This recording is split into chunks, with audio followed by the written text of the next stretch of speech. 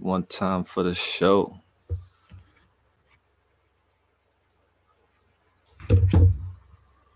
Why did I do that? I should have dropped my.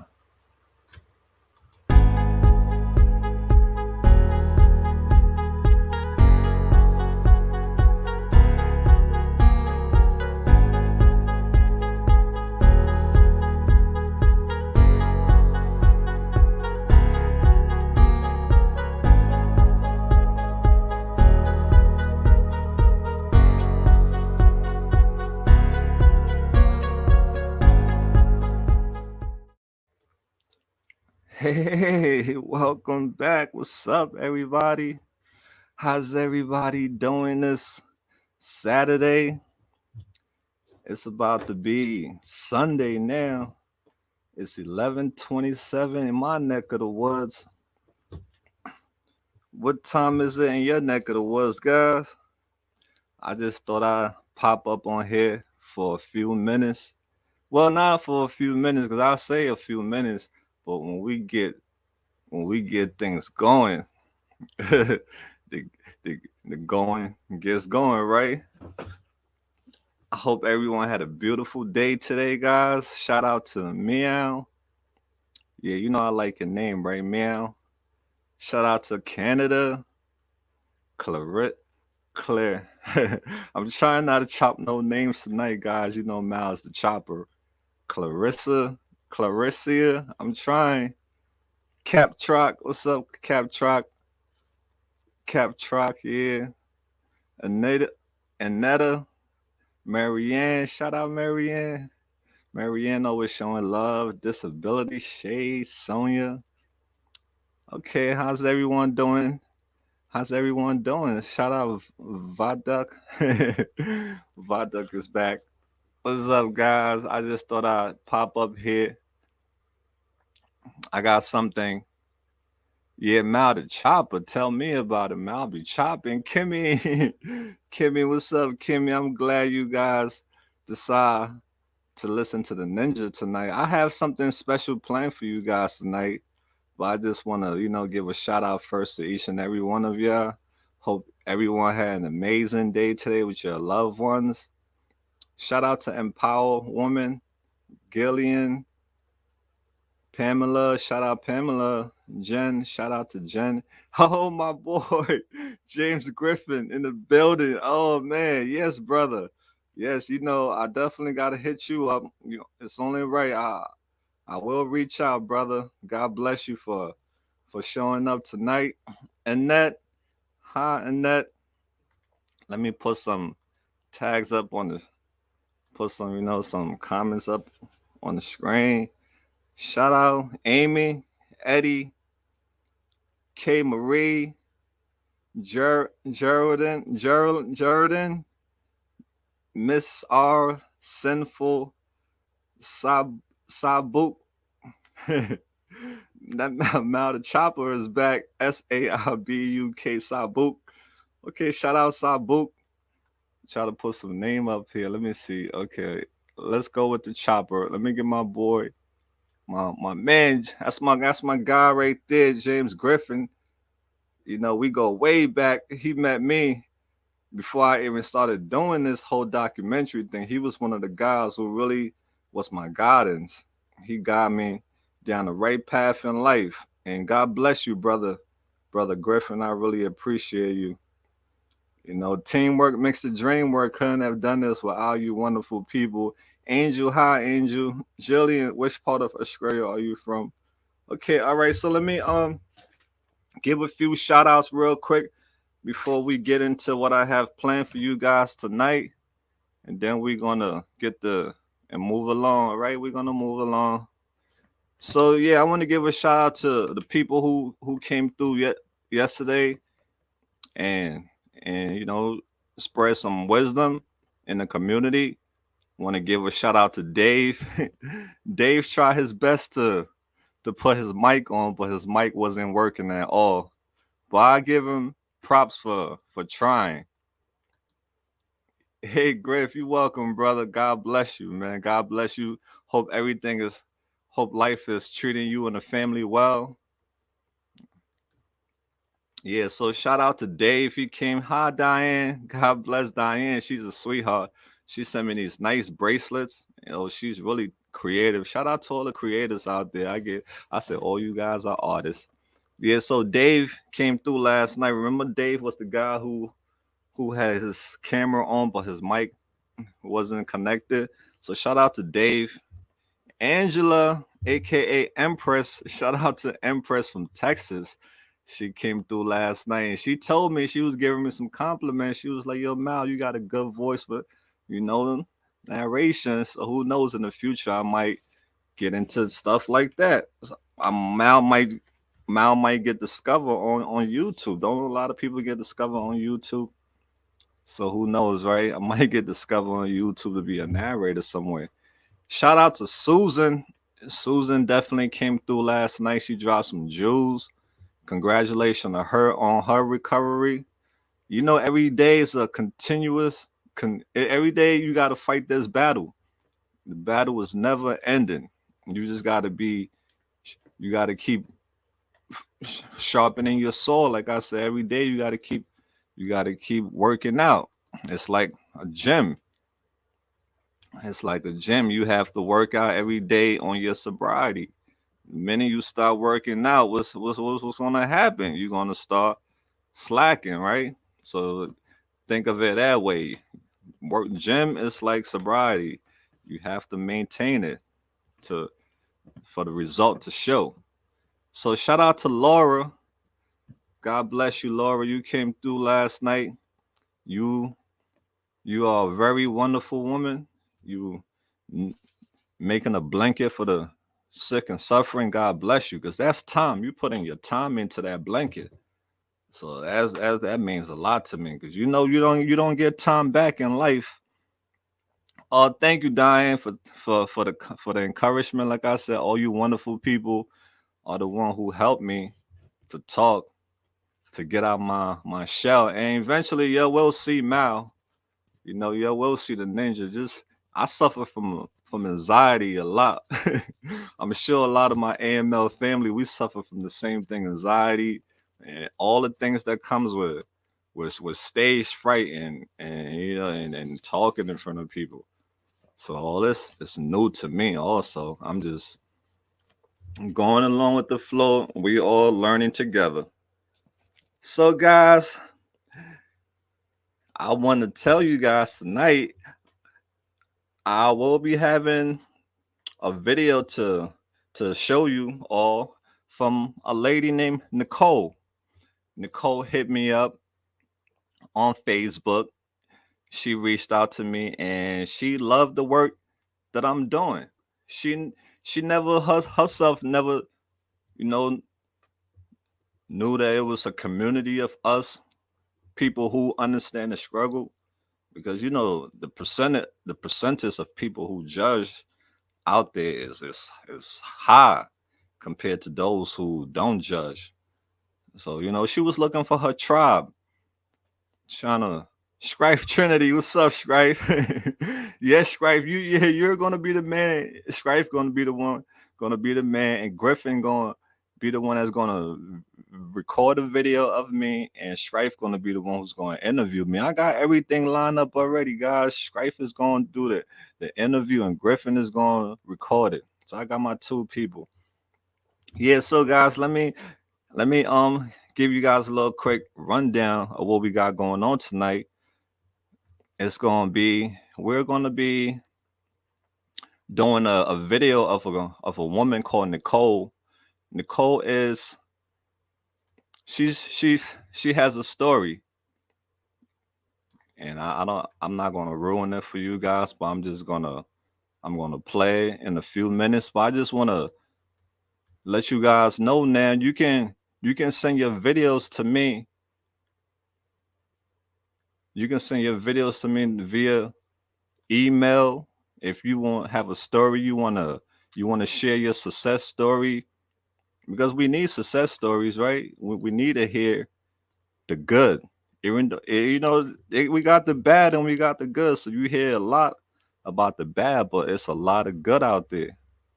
And the success stories definitely give me hope because you got to have a balance when you're doing what I'm doing. You just can't be in the bad all the time because they get depressing.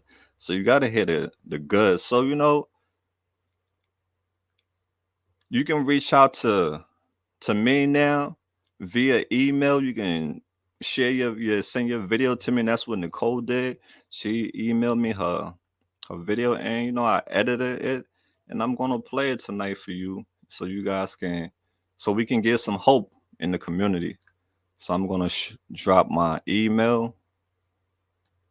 If anyone would like to send me in their video, or you can come online while I'm live, and we can do an interview live, or you can, just tell me what's on your mind, things like that. So that's what this is all about, this live stream, to connect with each and every one of you. So this is my email, amlfilmsofficial@gmail.com. If you want to, write me personally, you have some suggestion, any ideas you want to add to the community, because this is a team thing. It's not just Mal. Okay, guys, so we're gonna get into it right now. Let me give you guys a little backstory real quick about Nicole. Yes, Nicole is recovered. She was addicted to heroin and crack, and she's on a different path right now in life. So I'm gonna play her intro, okay, guys? I'm gonna play her intro, and we're gonna get this started, because I don't want to keep you guys up too late tonight. Okay, so this is Nicole right here, guys. Let me take this off the screen first. My email, so you can get the full screen.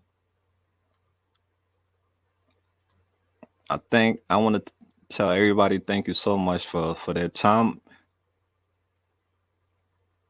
Okay, let's get this off the screen.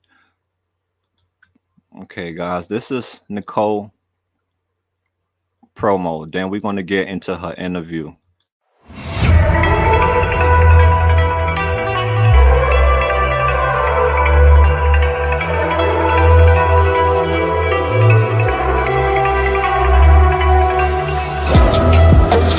Calm before the storm. Things aren't as they were before. You best stop rising. Did you think you could keep us out? Shut the gates, forget us now. Tides are changing.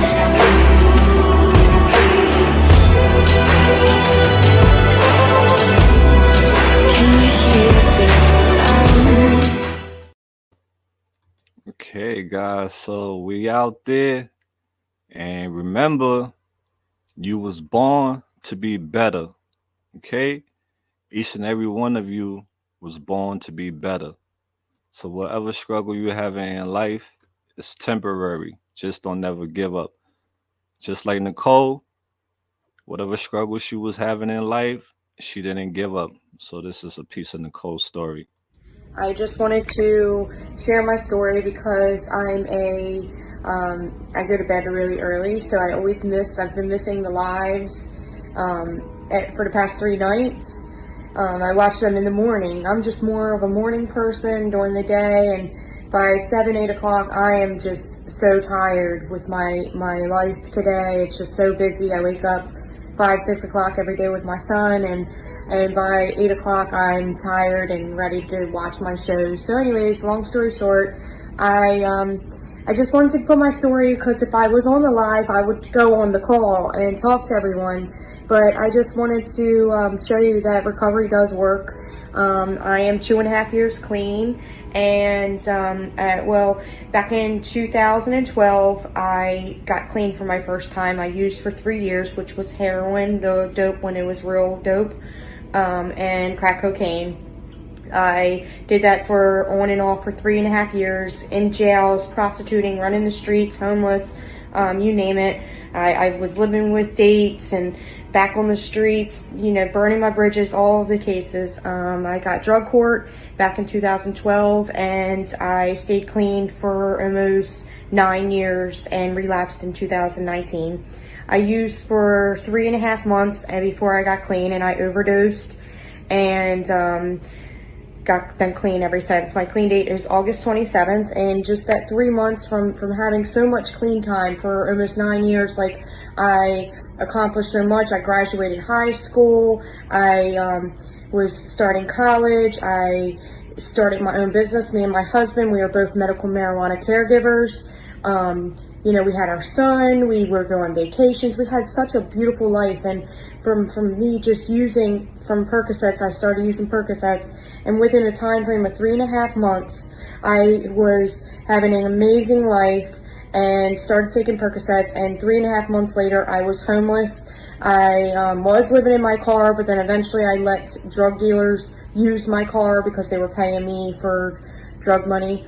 To use my car. Long story short, they took over my car, they wrecked it, they destroyed it, to the point that when I got clean and was in the detox, my husband and I had to go pick up my car because it was towed away because it was so destroyed. The windshield, everything was just shattered.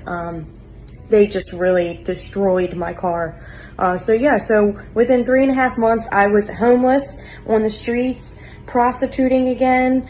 I wasn't home. My husband kicked me out within 2.5 months of my addiction because I started smoking crack on top of doing Percocets.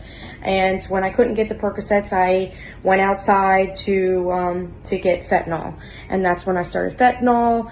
And by 2 months, I would say, with me being on the first month and a half, I was home, and then my husband kicked me out. So I was out in the streets for almost 2 months, and not even 3 weeks of being out on the streets, I was shooting up and, like I said, prostituting and doing everything that I was doing 9 years ago.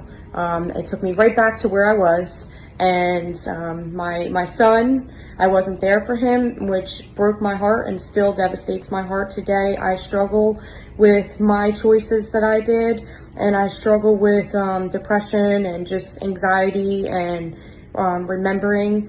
But I tell you, my son is my number one coping skills, and also to recovery, helping another recovering addict or suffering addict.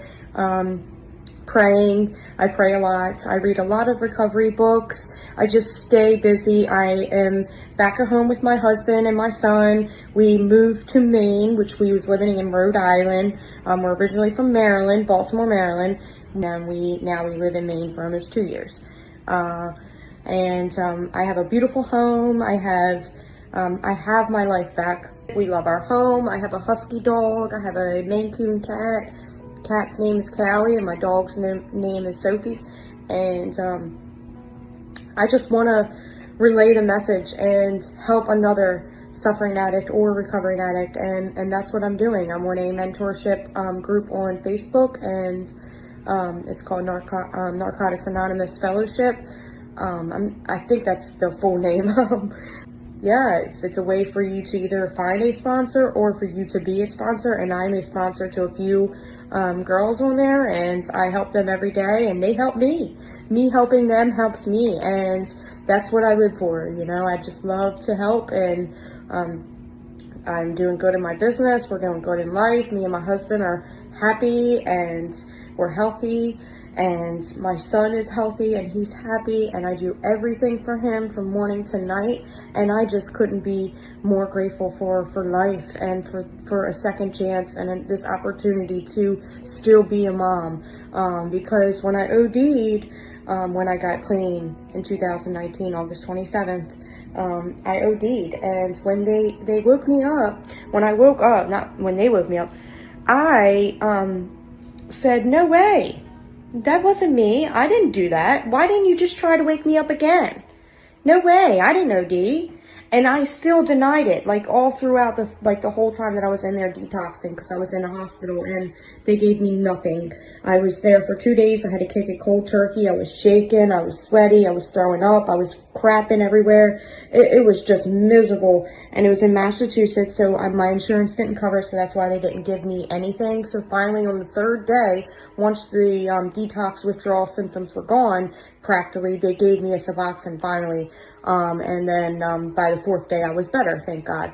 But long story short, even for the whole 4 days that I was there, I still kept telling the doctors, I don't know what they're talking about. They keep saying that I OD'd, and I did not. I did not OD. I was in denial, and it's so sad when I look at it today. When I look back at my situation today, and my clear mindset today, it's just so sad on how delusional I was and how much denial I really had. And then it's like, well, you could have just woke me up again. Now I'm sick. And now I'm mad at the whole hospital and all of the emergency room because I'm sick and I'm having withdrawals and they're trying to save my life right now. And I want to go out and run on the streets and go get some more heroin or fentanyl, so I can feel better. And it's so sad. And it could literally it gives me chills just because I remember being there. I remember being that person. I remember it oh so well. Just all the feelings and all of the sadness and the brick that was in my chest with all the emotions and the sadness and the just wanting to just die. I just wanted to die, and I never ever want to feel that pain ever again, and I don't wish it on my worst enemy. And that's why I'm so grateful for you, Maul, because more people need you, and everyone that you help, that you help them, whether if they get clean or not. One way or another, you're helping them, and that's a miracle on itself, because there's no one out there. There's not many people out there like you that understand and that want to help, and people need support system, and that's like the most important thing. I was just telling my husband yesterday. I told him about this channel, and we were just talking about support meetings and other people that admire me and I look up to and motivating me, and thanks to my company and my son and my life, everything keeping me busy is what keeps me clean. And I fight this addiction every single day because I still think about relapsing. And this right away, as soon as I get that thought, I just immediately attend a meeting. I read my book. I do some kind of work as far as my company. I'll do something with my son. Or now that I have AML family, I have been going on there, and it has changed my outlook. Sorry, I keep getting a scratchy throat, and it's making me tear up.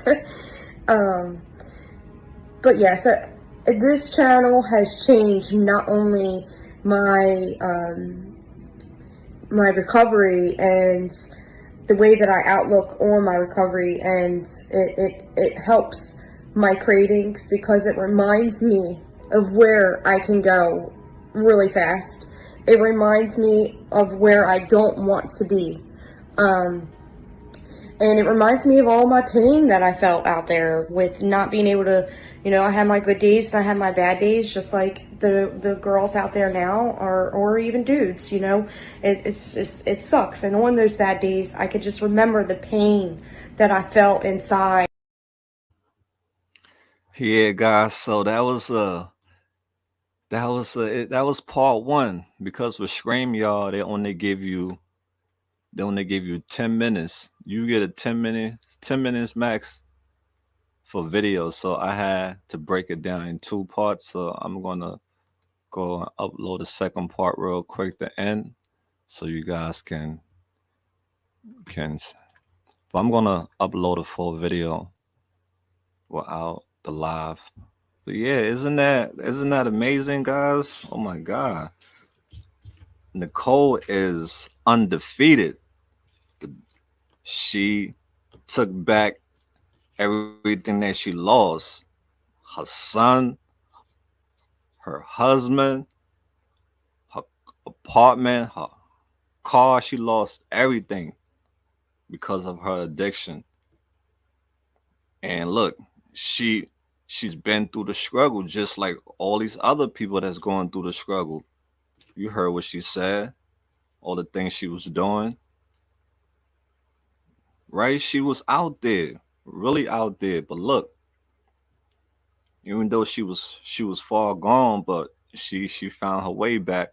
So let's get back to the rest of the story. Then we'll do, we'll give our comments. We were just talking about support meetings and other people that admire me and I look up to and motivating me. And thanks to my company and my son and my life, everything keeping me busy is what keeps me clean. And I fight this addiction every single day because I still think about relapsing. And this right away, as soon as I get that thought, I just immediately attend a meeting. I read my book. I do some kind of work as far as my company. I'll do something with my son. Or now that I have AML family, I have been going on there, and it has changed my outlook. Sorry, I keep getting a scratchy throat, and it's making me tear up. But yeah, so this channel has changed not only my my recovery and the way that I outlook on my recovery, and it helps my cravings because it reminds me of where I can go really fast. It reminds me of where I don't want to be. And it reminds me of all my pain that I felt out there with not being able to, I had my good days and I had my bad days, just like the girls out there now, or even dudes, it sucks. And on those bad days, I could just remember the pain that I felt inside and just the sadness and no one there to help. And I just think it's so, so, so amazing what you do, Mel, because, there needs to be more people like you. I wish that I would have met someone like you when I was out there. And for that reason, like, one day I would love to come and help. And like I said, I'm going to start sending in donations and doing everything I can to help, because I know the pain. I've been there. And I remember it oh so well, very clear in my brain every single day. If as soon as I think that I've moved on, thoughts come right in my head, reminders, moments, and just things that set me back into that mindset. And the only thing that I can do is take control of those thoughts. And by me doing that, I use my coping skills, I stay busy, and I just fight this demon. I tell the demon, fuck you. My life is too good and you're not taking me down again. I got clean and I swore up and down and I was so cocky and conceited and I was cured and, you could never take me. But all it took was for me to think that I can handle one pill, and all she wrote was it was all said and done. And I started taking pills every day, and before you know it, I was ordering $200-300 pills and getting them delivered in the mail, and this was happening more than once a week, so I was just taking so many pills so fast, and when I couldn't get it, I started on the fentanyl, and it all just went down from there. But today, my life is so good.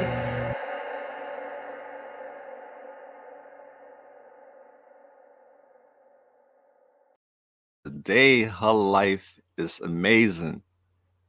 You hear that? Let me just hit you guys with this one time, all right? Let me hit y'all with this one time, then we'll get to talking.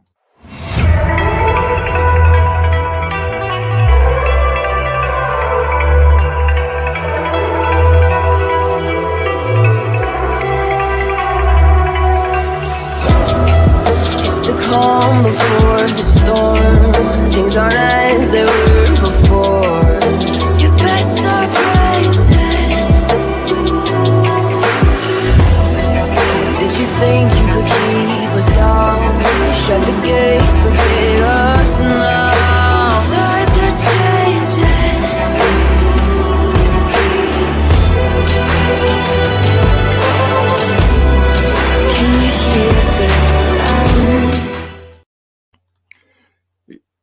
Born for better. That's right. Born for better, guys. Born for better. Isn't that amazing? Nicole's story, where she came from the Badlands. All those things that she was saying, you heard stories of it on my video. All those things she was saying, you heard girls do it, risking everything, leaving her son, her home behind for the streets. People taking her car. Wow, Nicole, that is amazing, girl. You just give me so much hope. That's why I believe that no one cannot be saved. Everyone out there can be saved with stories like yours. That's why anyone that have success stories, please share it because everybody needs to hear it.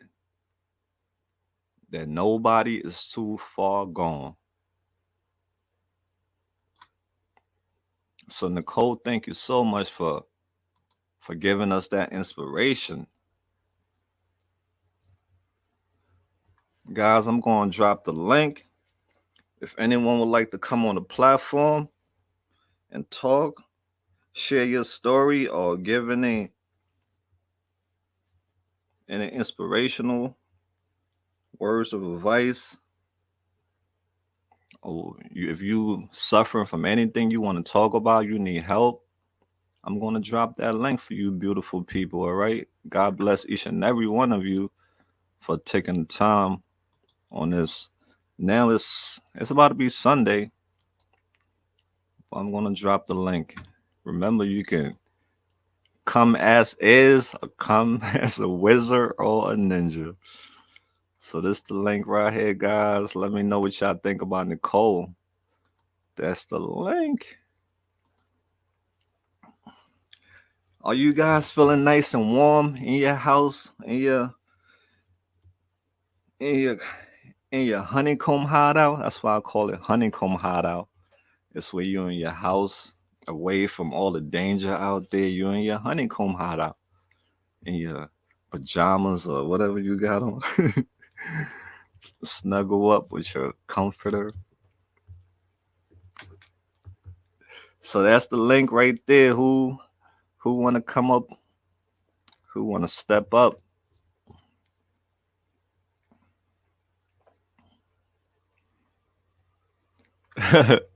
Okay, we got Anthony. Okay, Anthony. Anthony been trying to connect with me, so let's put Anthony up. Oh, what's Anthony, up, man?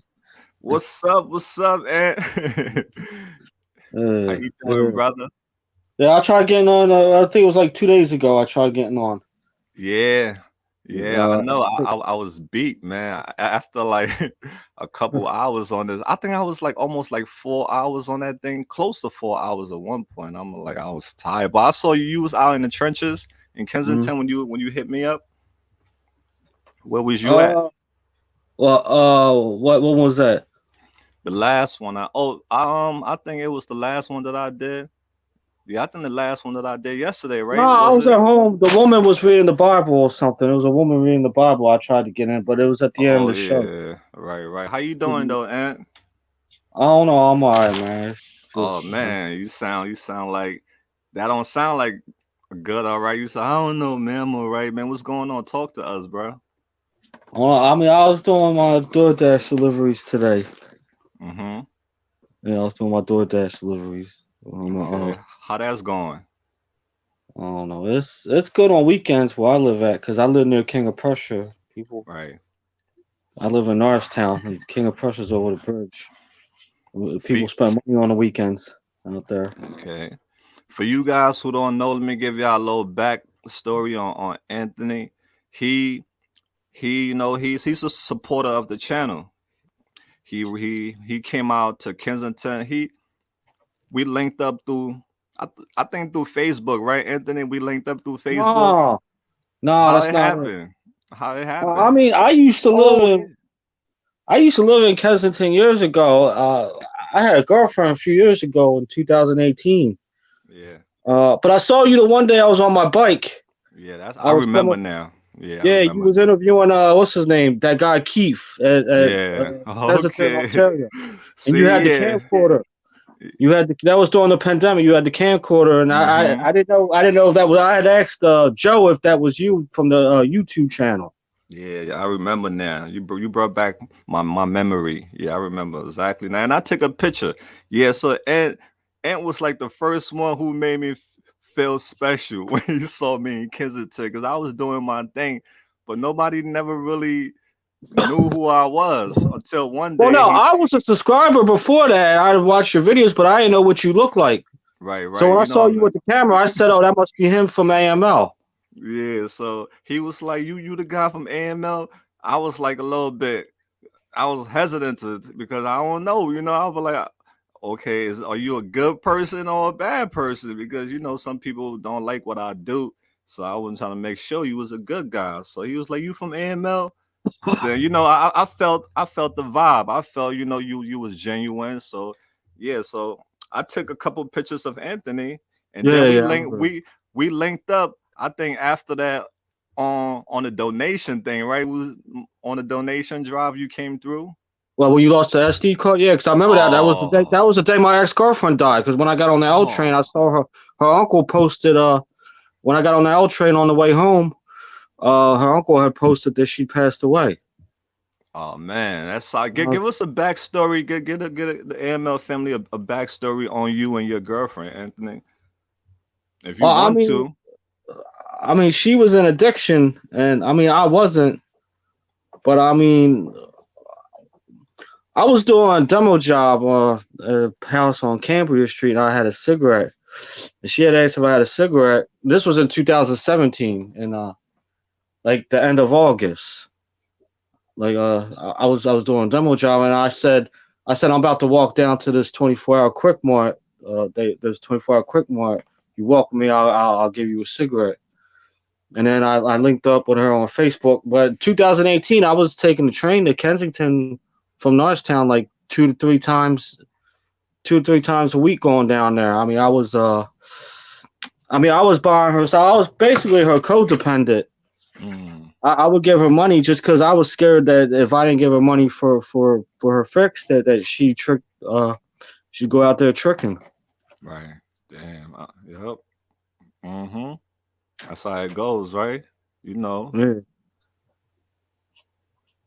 Continue. yeah. We listening to you. Well, I talked to her cousin. Her cousins still live at that house. I talked to her on Messenger. I mean, now they want me to come over. The one day I was there back on February 22nd, they wanted me to stop by to say hi to everybody. But her one cousin, he used to be a pro fighter. Mm-hmm. They live on Tusculum Street, Ruth and Tusculum. His name's Danny Hassan. He used to be a pro Okay. fighter. So how long were you guys together for? Like a whole year. That whole 2018, like from I would say, because I remember like around December 2017 it started, and then like before Christmas, and then it went all the way like through the end of the year 2018, and then I think she left Kensington to move. She moved to Upper Darby with somebody. She had left Kensington to I don't know. I think she said that the temptation to get higher was too great staying in Kensington that she had to leave. I think that was just her excuse. Let me ask you this question. When you met her, do you meet her while she was in her active addiction or do you meet her while she Yeah. was clean? No, I knew. I just looked past it. I just You thought you could save her. something like that. And what was her drug of choice? Uh, Fentanyl and crack.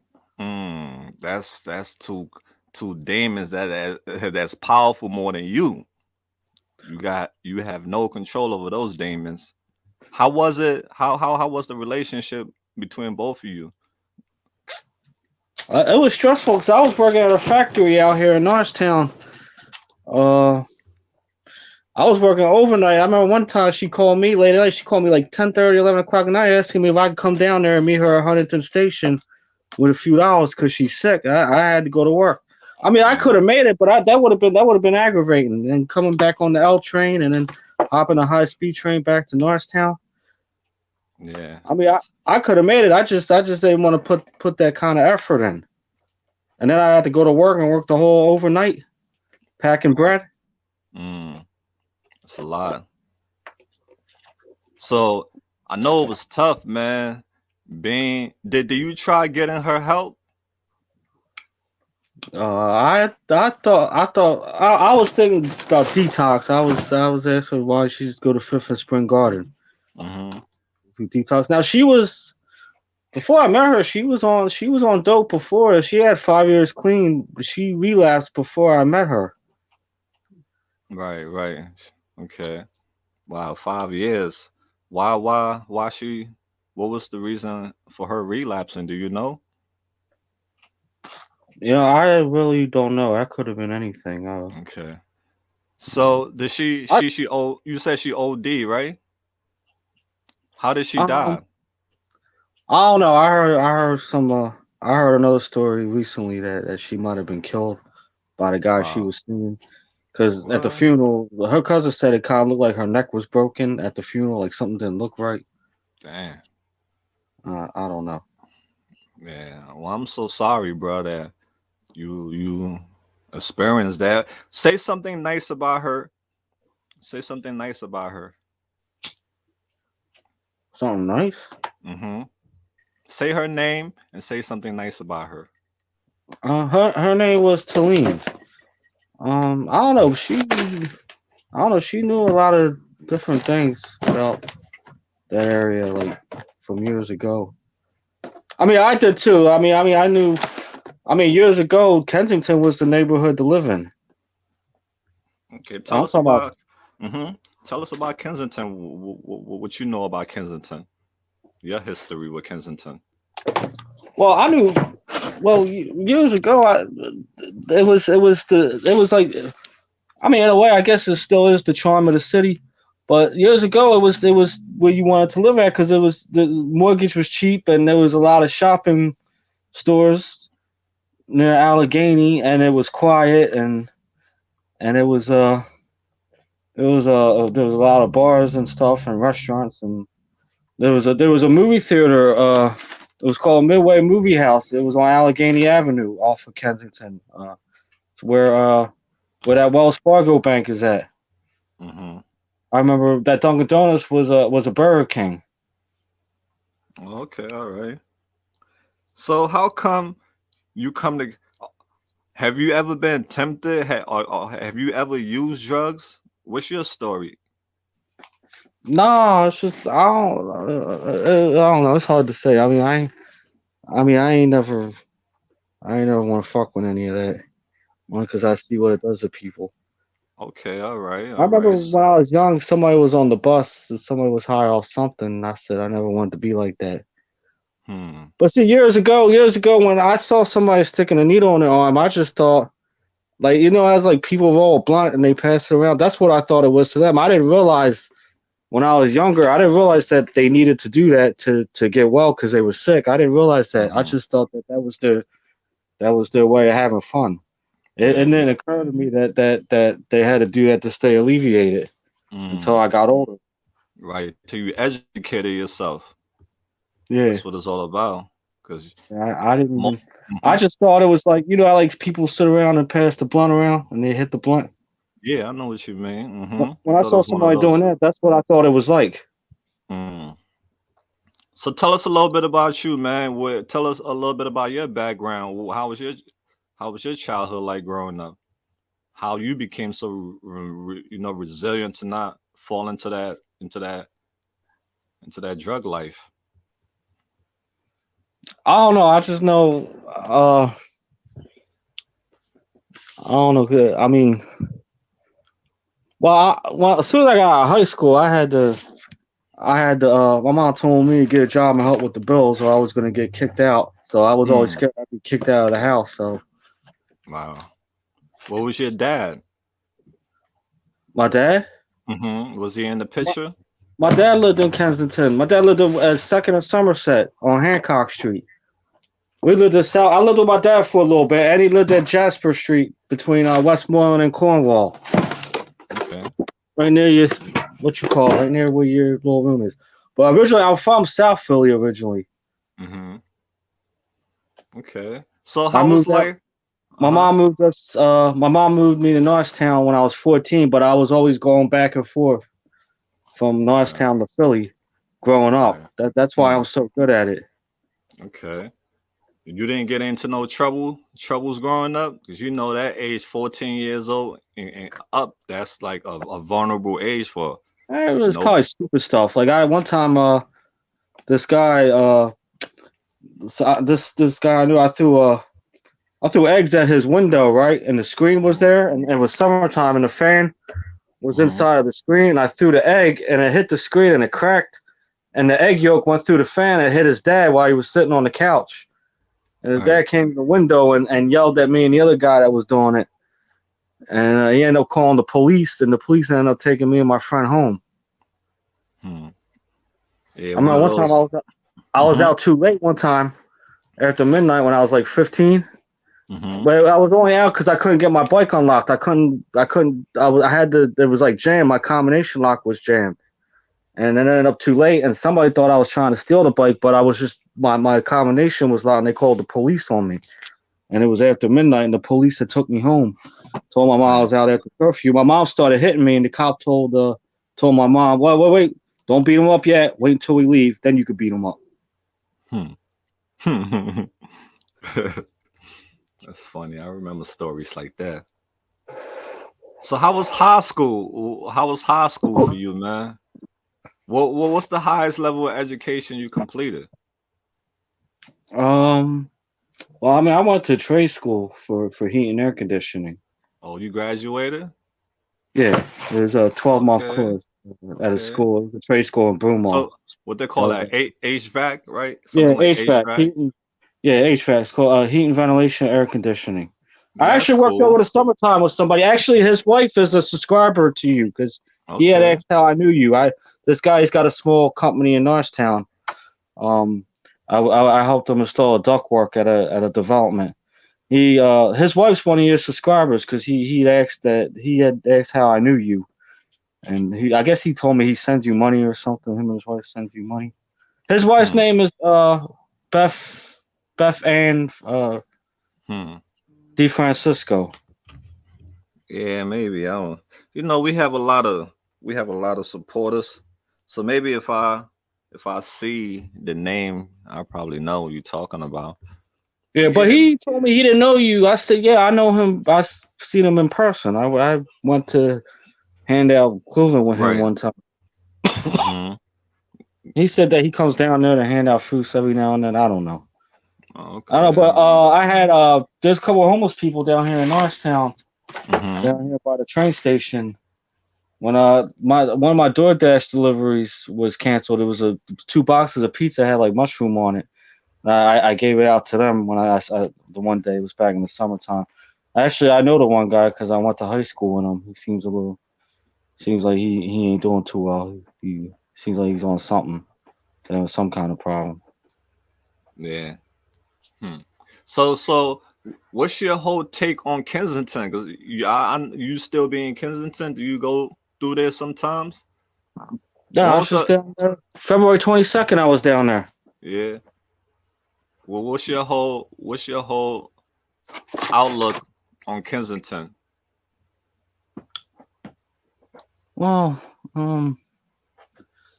don't know. I know I seen more women tricking down there by Huntington. I don't remember seeing that many down that way, like towards that way. It's usually towards like Somerset or like usually Somerset between Somerset and Tioga is where they mostly be at. Okay, all right. Guys, we got Anthony up here.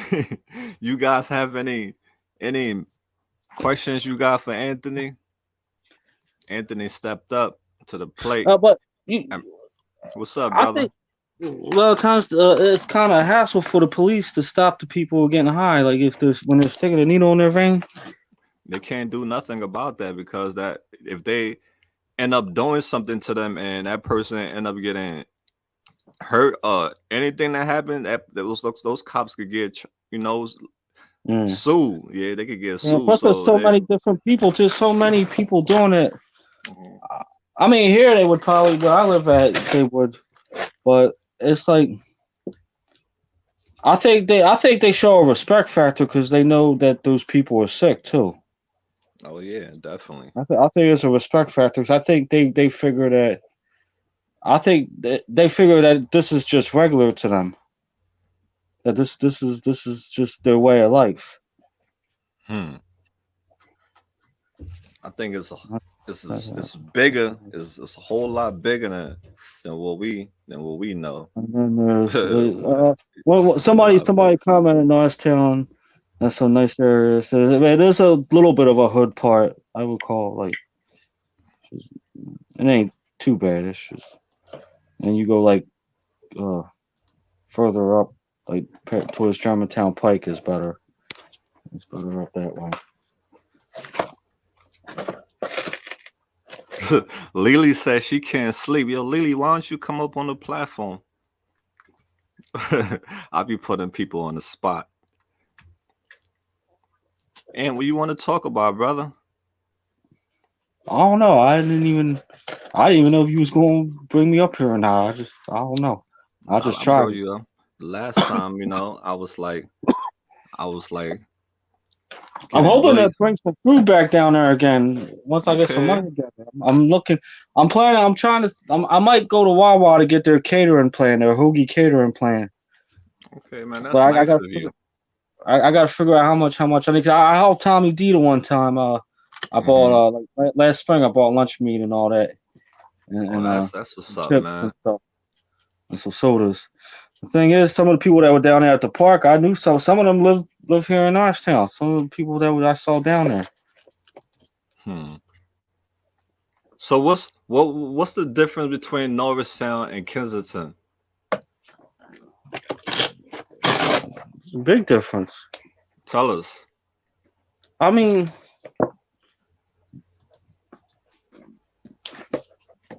all that you see would be shut down. All that stuff you see on the corners in Kensington, the police would Hmm. stop it. So why you think they allow it to go on in Kensington?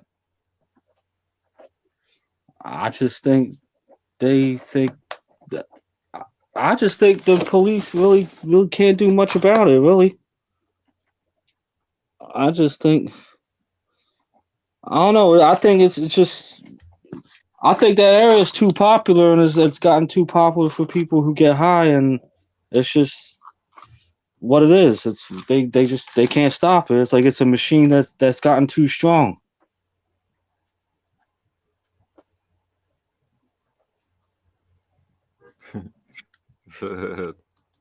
Yep. That's how it goes, man. Hopefully, well, they got a plan for Kensington coming up in the years ahead. So let's keep off. But what with that plan, it's there's still not a solution for the problem. It's just taking people, They've had plans for pushing years people though. away. Yeah, that's what they. It seems Yeah, like it seems exactly. like it seems like every time they come up with a plan, that area gets worse. And you know what happened too recently? A couple days ago, there's been a bag that's hit the streets of Kensington and it's killing people at an alarming rate. 5 people died just from that one bag. I heard the cops was asking people, yo, who's giving out this bag out here? Who's giving out this bag? 5 people died from this bag today alone. So, guys, it's getting really serious out there. Whatever they got coming in here now is killing people.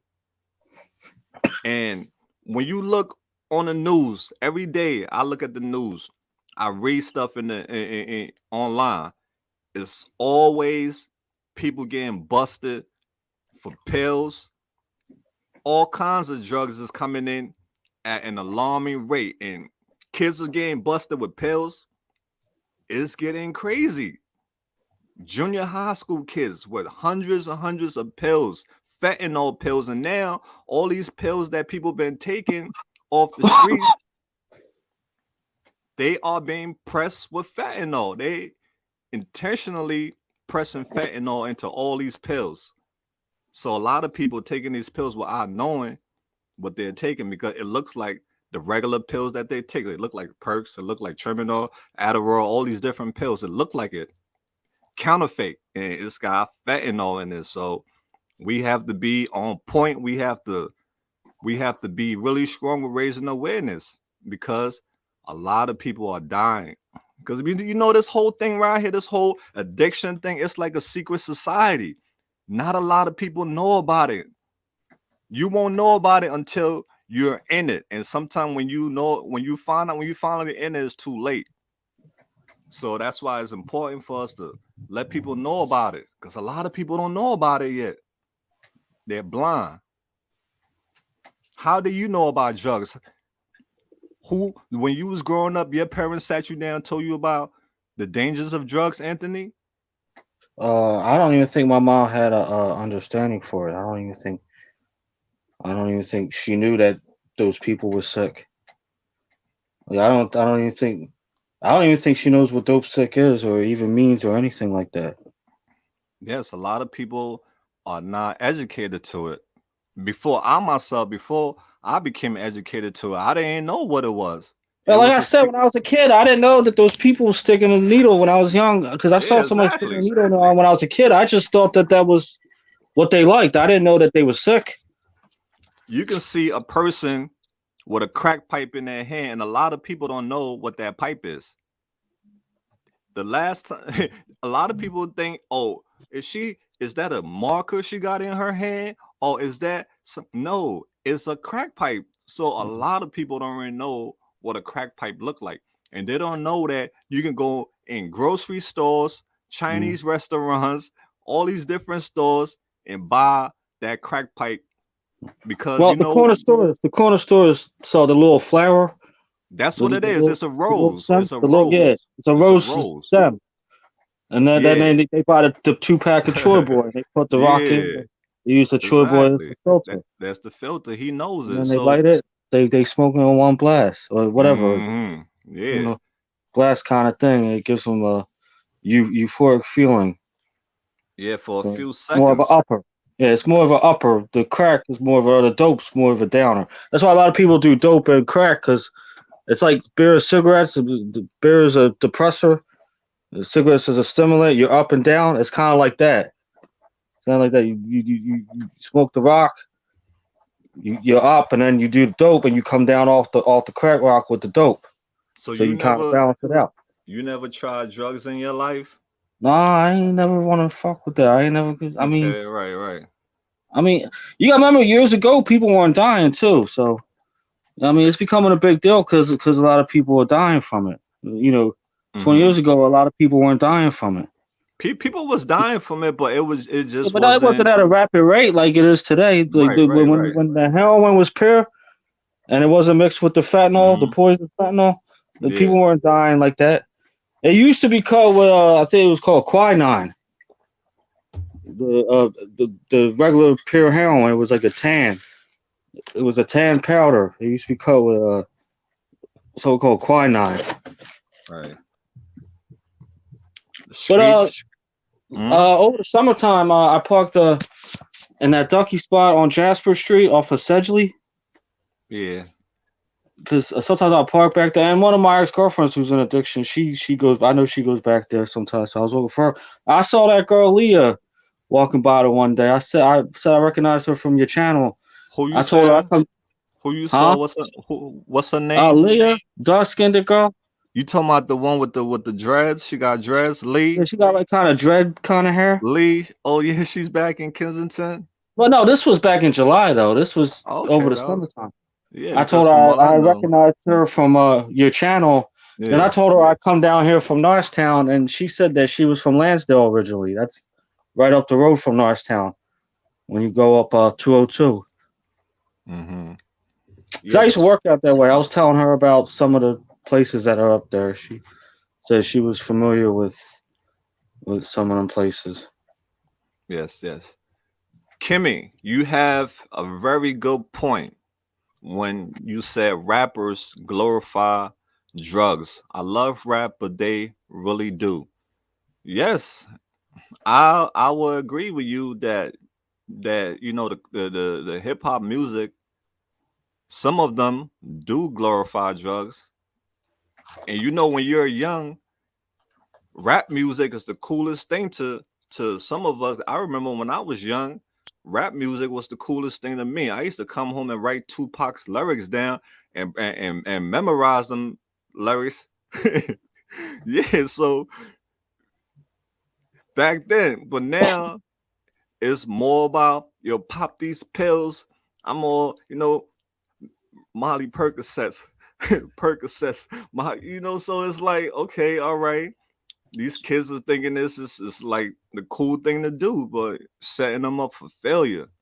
Like us who was in that class back in them days, who went down who went down the wrong road, not listening to our parents. So Anthony, you a resilient person for you coming up in this in that lifestyle, saying all those things, and you didn't go down that path. Were you like a loner in life growing up? What type of person individual were you? Uh, I could have been. I mean, I just know I've been working all these years, so I mean, and So I've you were worked just two a jobs. worker? You just Yeah, been and working your whole life?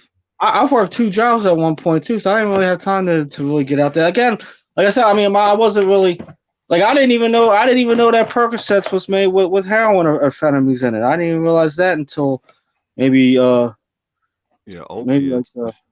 for a while. Yeah, opiates. Yeah, I didn't even realize that I thought people got addicted to perks. I didn't know. I just thought perks was perks and heroin was heroin. I thought Yeah, a uh lot of people don't know that. like a That's lot of our that doctor. Percocets leads to heroin addiction. Like Of sometimes course. somebody just gets hurt and has to be prescribed Percocets and can't get their Percocets, and then somebody puts them onto a bag of dope and it's better and it works better for them, and then they're hooked on heroin. Yep. So many stories. So many stories like that. Like And I knew somebody he had to go to methadone. He had to go to the methadone clinic because he was addicted to Percocets. yeah. He wasn't even on heroin. He wasn't even on dope. Mm-hmm. That's how it goes down, man. Them doctors, a lot of people, what it's like when you get hurt and you're in a lot of pain. I remember a couple years ago, the subway got that rail, that long rail that goes all the way down. But it's like a slope. Them rails, them skaters be jumping on with their skates and trying to come down the rail and stuff, doing those crazy stunts. You know what I'm talking about? Those rails. And Um, you know those rails I talking about. The rails the skaters be jumping on the side with their skates, doing all these tricks on. It's a rail. It comes all the way down. You hold it when you coming down the subway platform. It's an iron rail. yeah, You seen it, bro. You seen the rail, but it's an iron rail that we slide. We'll like go on the side of it, sit on it, and slide down all the way down till it meets the platform. It was something we did as boys, as for fun, right? One day, I did it. I was nice in this. I was one of the nicest in going down that rail. But this one day, I wasn't so nice. I went down that rail and I made a mistake and my ankle went. I twisted my ankle. I heard it. Oh boy, the pain I was in, boy. Even nobody couldn't tell me to stop being a big B. I was a big B. That's how much pain I was in. But I had to go to the hospital. Yeah, you get hit with that morphine, boy. That's the that's the sweetest thing ever. Now I can understand why people fall into that trap because it takes away all your pain. The pain is so unbearable. You can't take it. But when you take that thing, man, it takes away everything. You don't feel nothing. Like you feel like what they said, like you like it's a warm blanket. It's real, man. So yeah, doc, it happened like that. Accidents. A lot of people fell victim to that. And now the doctors be like, oh, okay, all right, we're done with you. Well, you know, a lot of people have been in the military too, get hurt in the Yeah, military. They take yeah. they get prescribed Vicodin or Percocets. Hmm. They get they get honorable discharge. Then they're out here doing dope. That's what it is, man. It's an epidemic now, and it's really serious. And we who know about it, we have to let other people know about it because a lot of people don't know about it. Yeah, you know, I just see my sister. I didn't see my sister in a while. I was telling her about this stuff the other day about this dope stuff that's out there. She has no idea about that about dope sick and all that. And I was telling her about how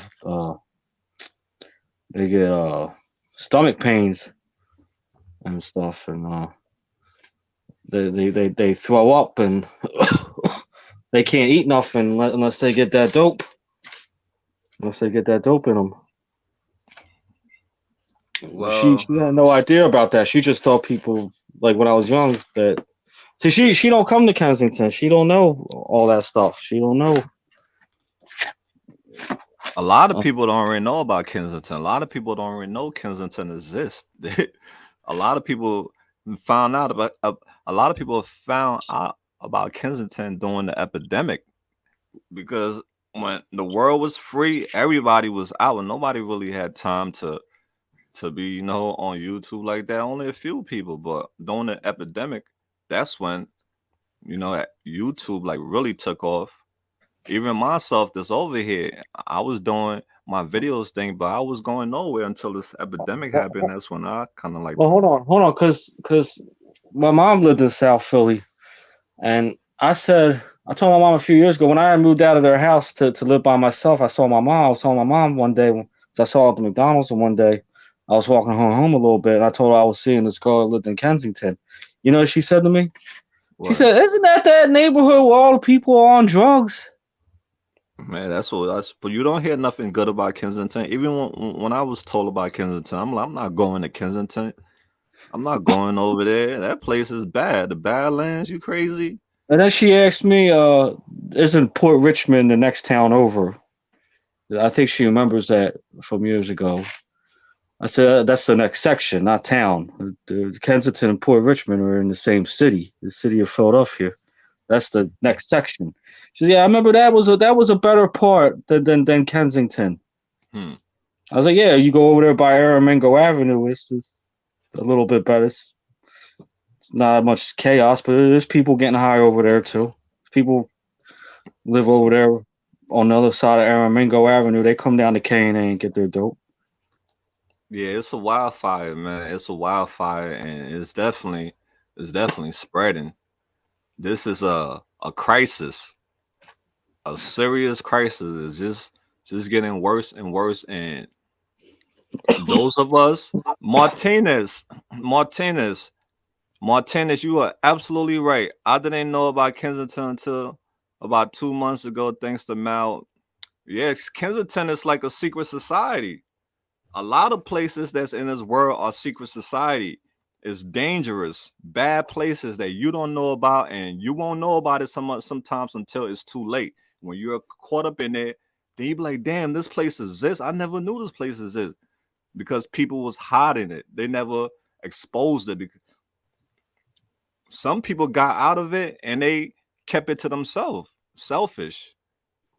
So those of us who know about it, we have to open other people's eyes to this place.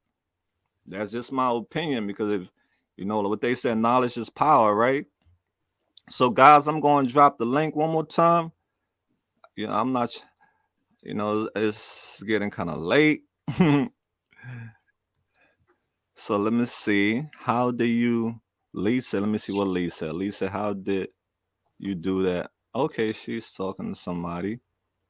So I dropped the link, guys. If anybody want to pop up here and talk about the situation or talk about Nicole, Nicole was the girl who took her life back after the nightmare that she was in. Resilient.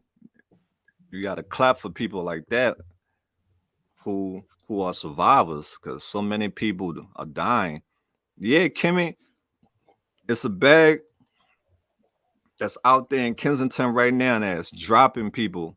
The cops is out there asking questions. Yo, who, where is, where on what block it is? What block is this bag coming from? Because we have 5 deaths in one day. Why they was saying that they was trying to revive another guy that was on the floor. Jesus Christ, guys, Now, you know what right? my worst fear being in Kensington always What? was the police stopping me that I looked like somebody they were looking for, and I didn't even live around there. And then Yeah. when they check my ID, they'll wonder why I'm around there. Hmm. That was always like the addicts. I didn't fear them. I didn't fear the dealers. I didn't fear the people walking around. I always had a fear that the police would be. I would look like somebody that they were looking for, or somebody that fit a description that looked like me, and they would stop me and then ask for ID, and then see that I don't live there, and then they wonder why I'm around there. Yeah. Have you had any problems in Kensington? Mm-mm. Nah, I never. Nobody ever tried to fight me, and nobody ever pulled a gun out on me. Somebody pulled a gun out on me in Norristown a few years ago. Oh yeah, how it went down? Yeah. What happened? You, did it? Was you trying to? They was trying to rob you? I think so. I think they were trying to rob me. How it went down? I don't know. Look, man, they did. Somebody had asked. It was two black guys. Somebody had asked me for a cigarette. I think the gun that the guy pulled out was fake. Cause when he pulled out, he said, "You got any money?" He said, "Give me all your money that you have in your pocket." And I started running the other way. And the one guy called up to me, but he pulled my jacket off, so I got away. So Oh, you ran. You ran. I ran the other way. You ran for your life. Yeah, and they started chasing me. Oh, So I how many? think How many of them was it? it was just two of them. It was just two. Okay. And Yeah, I don't you know. I not. think the other guy was trying to make it seem like he wasn't with him because he wasn't really doing much. The guy just pulled a gun out because he asked for a letter. He's like, "Yeah, you got any money?" And I was like, "What the fuck?" And I started running the other way, and he chased me and he called up to me and he pulled on my jacket, but it wasn't zipped, so it pulled off. So I kept running and I ended up getting away. Lucky you, huh? Lucky you. It's not easy. Oh man, you Man, gotta I stop didn't smoking. You I gotta didn't even stop expect to. smoking, bro. That's that smoker's cough you got, huh? Was you Yeah, smoking cigarettes? yeah, Well, yeah. man, you gotta enjoy your night, bro. You gotta take it easy, you know? It's Yeah. one life to live. I mean, I ain't never had no problems down there. I mean, the only problems I had was I remember that girl I was seeing. We got into an argument one time on New Year's Day in 2018 because she needed money for drugs, and S- I remember how cold it was that night. That was when all the people were living under the bridge. They were living under the bridge on Kensington Ave by Lehigh, and they were living under the Emerald Street Bridge. And I still remember this one girl. She was living with her grandma. This one girl ran from that bridge, ran over because she had to go to the bathroom, and she pulled her pants down in front of us and just took a shit right there. And she had Damn, her toilet paper ready and wiped her ass in front of us. Jesus. That's the Kensington is the jungle. You hear it, guys? The jungle. That's how it goes down. I remember one time somebody was walking down the street. I don't know if they were so dope sick that they couldn't hold it in, but this one woman, she just pulled her pants down, and just started shitting on the pavement right on the Ave. She was coming around the corner, and then she stopped, and then I guess it started coming again, and she pulled her pants down again, squatted over, and shitted on the pavement. Damn, Jesus Christ. Guys, that's real talk. You know what the drugs do? Take away your pride and your dignity. You don't care about nothing. It makes you, that's what it does. Well, Embarrass I don't people. know. I don't know about the pride and dignity thing because I mean, I think they have to be talked to with some kind of dignity and respect and all that. I think there has to be. But if you doing those type of But I things mean, in I think public, that when it's coming, and you can't control it. I think you just got to do what you got to do. I just hold doesn't up. matter if it's a decent exposure or what. You just gotta do it. You So gotta. you want to tell me if you got a situation outside and you gotta go, right? You just going you just want to tell Well, me if you you ain't can't, if gonna. you can't get nowhere, Oh man, if sheesh. you can't, if you can't get to nowhere, I'm gonna get to somewhere. That ain't gonna happen to me. I'm gonna well, I'm make telling you, I sure. got a lot of the Has restaurants that there. happened to you before? Have you shitted on yourself before? Who me? Yeah, because you say like you got experience with it. What? What do you mean? No, I saw somebody doing that. I saw somebody just pull their pants down and they just shit it right on the pavement. Got you. Oh yeah, that's how it goes down. But the You the you the the, the places down there, they won't let you use the bathroom. Like I know the pizza shop down there, they wouldn't let me use the bathroom. I had to pee, so I got the couple of places I know I call my pee spots. There's one right there by your place, right there by if you go down a little further, it's like no, right off of Indiana, right there. I mean, people really don't care where you pee at, as long as you ain't peeing on their property or anything, or peeing on their steps. yeah. Philly's pretty much place Yeah, where definitely. I see that all the time when I was in Kensington. Man, you'll see like you'll see these big poops, man, like elephant poops. I yeah, was like, yeah, damn. yeah, I was like, it's human shit though. Because it was probably sitting there for a while. I was like, damn, how many people pooped on this one poop, man? So it's like an elephant But poop. one of my piss spots is that spot right there on Harold Street off of the avenue in that corner. It was like an old bank right after Huntington, right in Yeah. that corner there. It's no joke out there, man. I remember one time I stepped in there. That's when I was pissed because my yard where I do my interview at. But one thing about people over there too, they just let their this one girl. She just used to like have her dog just like every morning. She would have a dog just go in my spot and just have a dog poop in my spot every morning and just leave it. I'm like, but damn, I just see all these big. I was like, damn. In Kensington, guys, you got to be careful because people are angry. The little, the little, a little situation can turn into something deadly because everybody just want to be gangster. Everybody want to be. It was so. I'm so happy I got out of there, people. I'm so happy. That place is filled with so many people who think they gangster. You see, you last time I was doing an interview, and I was doing an interview on a drug block. So me and this girl was doing an interview, and this guy, he was walking back and forth. He was talking, and he was arguing with his daughter right near while I'm doing my interview. And out of respect, I'm like, sir, and I'm doing my interview. Can you please just quiet down a little bit? That was the worst thing I said to that guy, man. He flipped the script out on me. He like, what? I Yo, he went off on me. I was like, uh-oh. I was like, next time I'll just keep my mouth shut. Because if I would have continued on with him, it could have got ugly. It wasn't worth it. I was like, he's angry this morning. I'm sorry that I said something to you about lowering it down while I was doing my interview. I don't own this block. I'm sorry. But yeah, you gotta be you can't really say nothing to people out there. Do you know years ago Kensington was where all the jobs used to be at, Mm-hmm. or factories and stuff? Matter of fact, there was a factory at Sea in Allegheny. Yeah. Uh, it's broken down now. It's like it's abandoned and it's like kind of like decayed. The building's kind of decayed, but that was Frankfurt Chocolates is what it was called. Well, that's why the L train runs out that way because that's years ago. That's where all the jobs was at. People would come from West Philly to work around there and all over the city.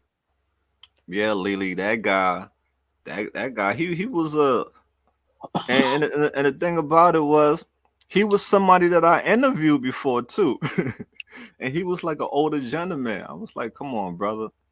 Like yeah, I'm like, it wasn't even worth my time. But later on that day, he came and he apologized to me, Lily. He was like, I'm sorry.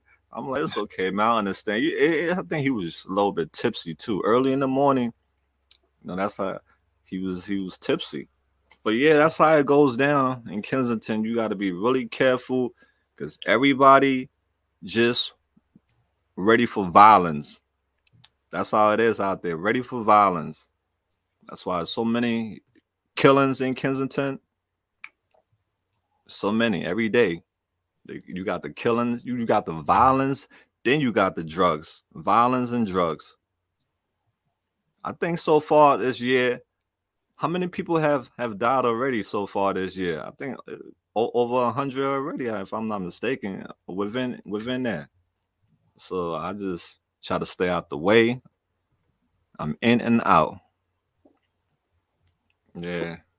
So guys, I'm gonna drop the link.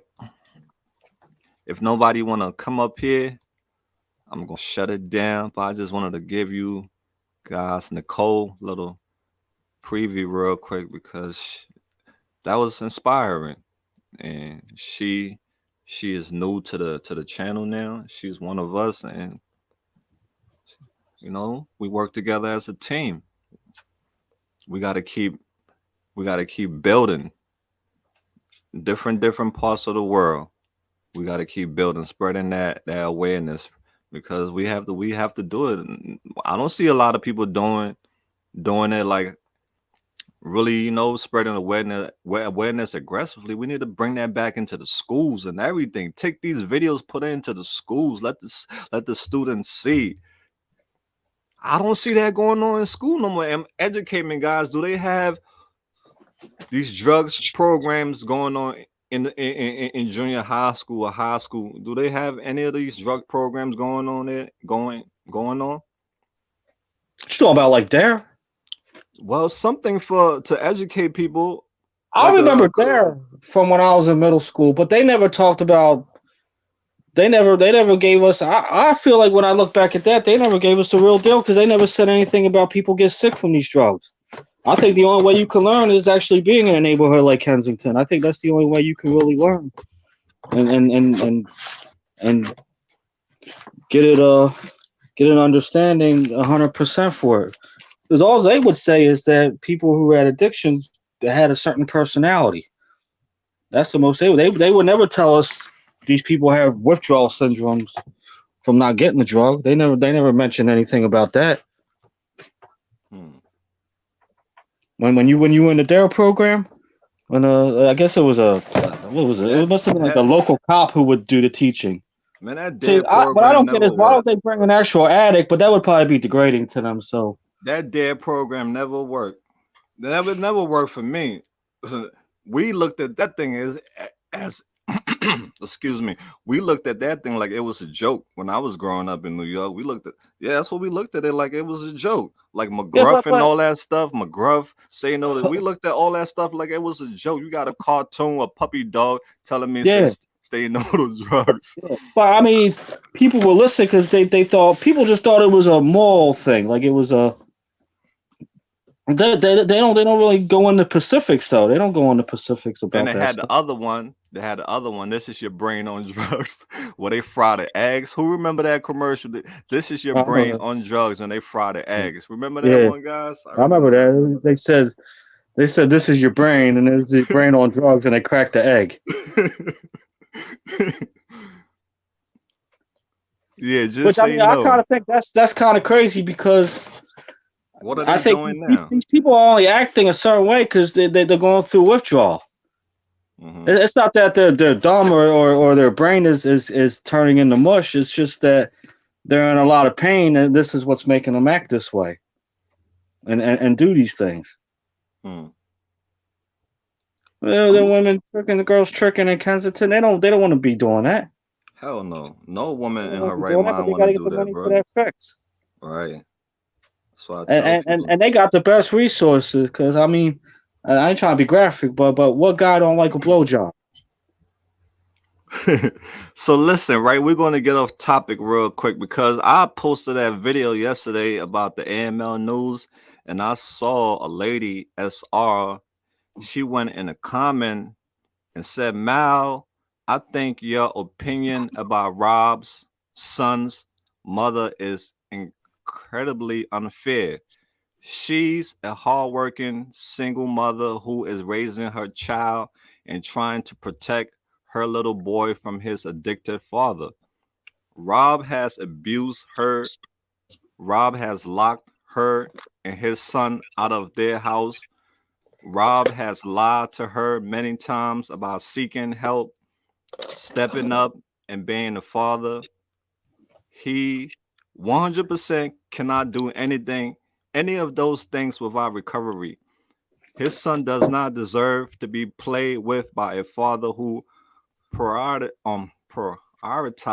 his addiction over his child. You said that an active relationship with his son would push Rob into recovery and give him hope. Are you sure? When? Hint. It's been years. It has been yet to work, and his son isn't getting younger. He will remember how his dad acts when his dad lies and doesn't do what he says. Do not blame Morgan's choice to protect her child for Rob's addiction. That's on him and him alone. Nobody deserves to deal with addiction, especially an innocent little boy. Shame on you, Mal. Wow.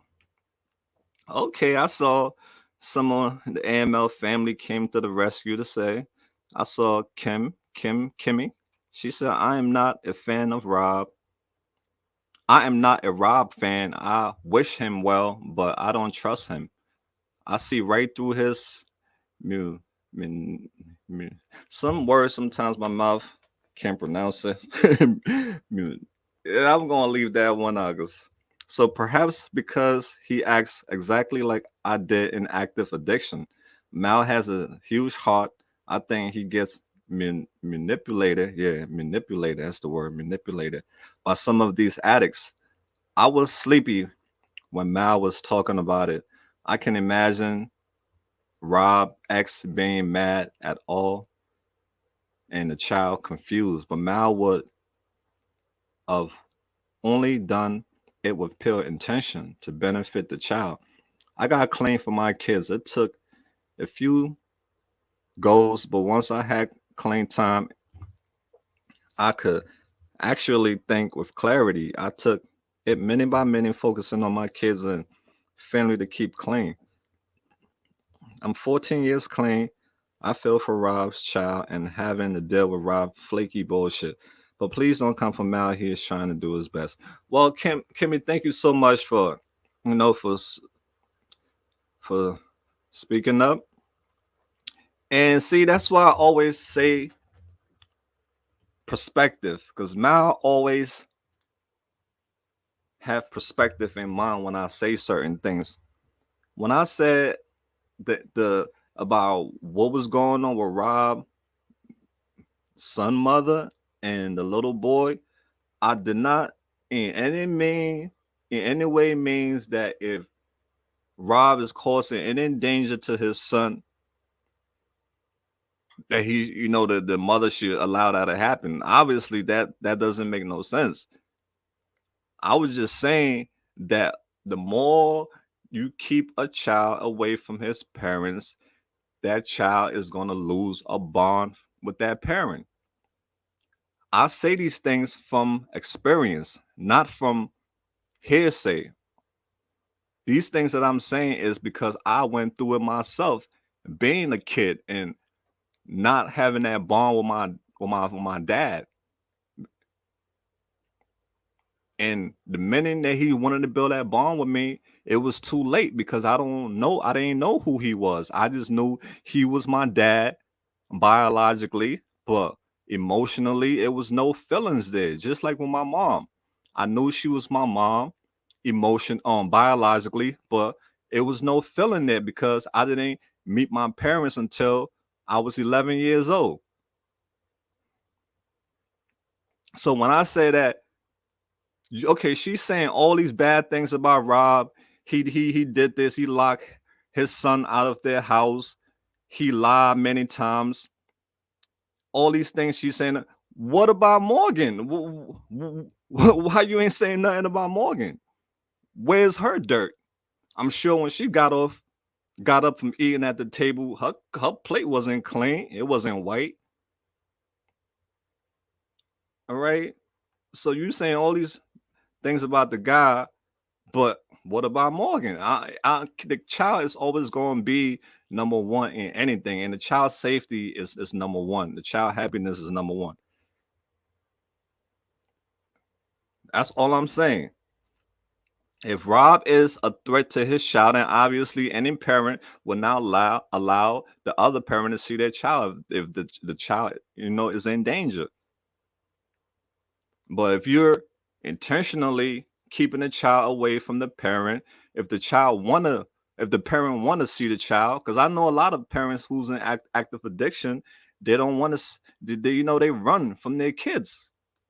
They run from their kids.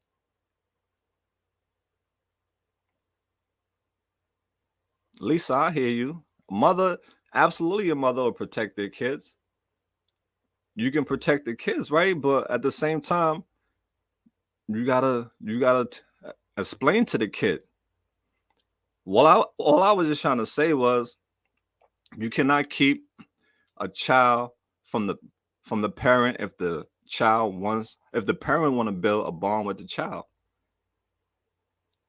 You just gotta monitor the situation.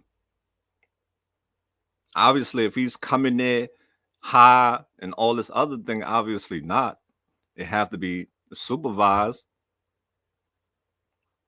I'm not trying to say, oh, have Rob leave Rob with the little boy while he's in. I know I'm not saying those type of things. That's why I say it's all about perspective. You can say all these bad things about Rob, but no relationship is perfect. No relationship is perfect. When two people are together, there's going to be bad days. There's going to be arguments. There's going to be fighting. Unless you have a perfect relationship, I haven't seen anyone that I know of who have a perfect relationship. Unless you one of those perfect people who think they're perfect. But us that's dysfunctional, us, we had toxic relationship. Some of us, I had toxic relationship. I had abusive relationship. It goes on both partners. It's two people. If they was in love once, right? They was in love once. They got a child together. So you coming at me saying, "Oh, I'm shame on me for saying that Rob that the some mother shouldn't keep the child away from Rob if he wants to see the child." Obviously, like I said, it has to be certain restriction, but just don't totally keep burn that bridge between the child and the father. That's all I'm saying. Because I have experience with it. When you are away from your parents, who's Frank? I'm saying okay, shout out to Frank. I'm saying everybody's saying awesome Frank. Where's this Frank guy? I want to give him some congratulations too. Yes, I have kids lately. Yep, I got boys.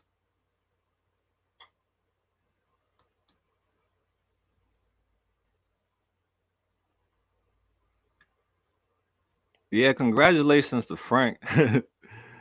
I'm seeing everybody saying congratulations to him. He's gonna be a great dad. But I'm trying to look for his message that he left so I can. Okay, I see you, Frank. Let me see what Frank said. Lisa Joseph, I got clean for my son. Now I have close to 7 years clean from crack cocaine. I don't smoke, drink, or anything. Hey, congratulations to you, Frank. That's amazing, man. That is beautiful when you do stuff like that. Because all child deserve a sober parent. So I was just saying, guys, you can't if the longer you keep a child away from their parent, if the situation is not toxic or dangerous for the child, the more you keep them away from that child, or any situation where a child is kept from their biological parents for a long time, and that child meets that parent after years and years of not having relationship with that parent, it's not going to be the same. Just like siblings, I had a brother, me and my brother, we didn't grow up together. I know he's my brother, but biologically I know he's my brother, but there's no bond. It's just like a stranger.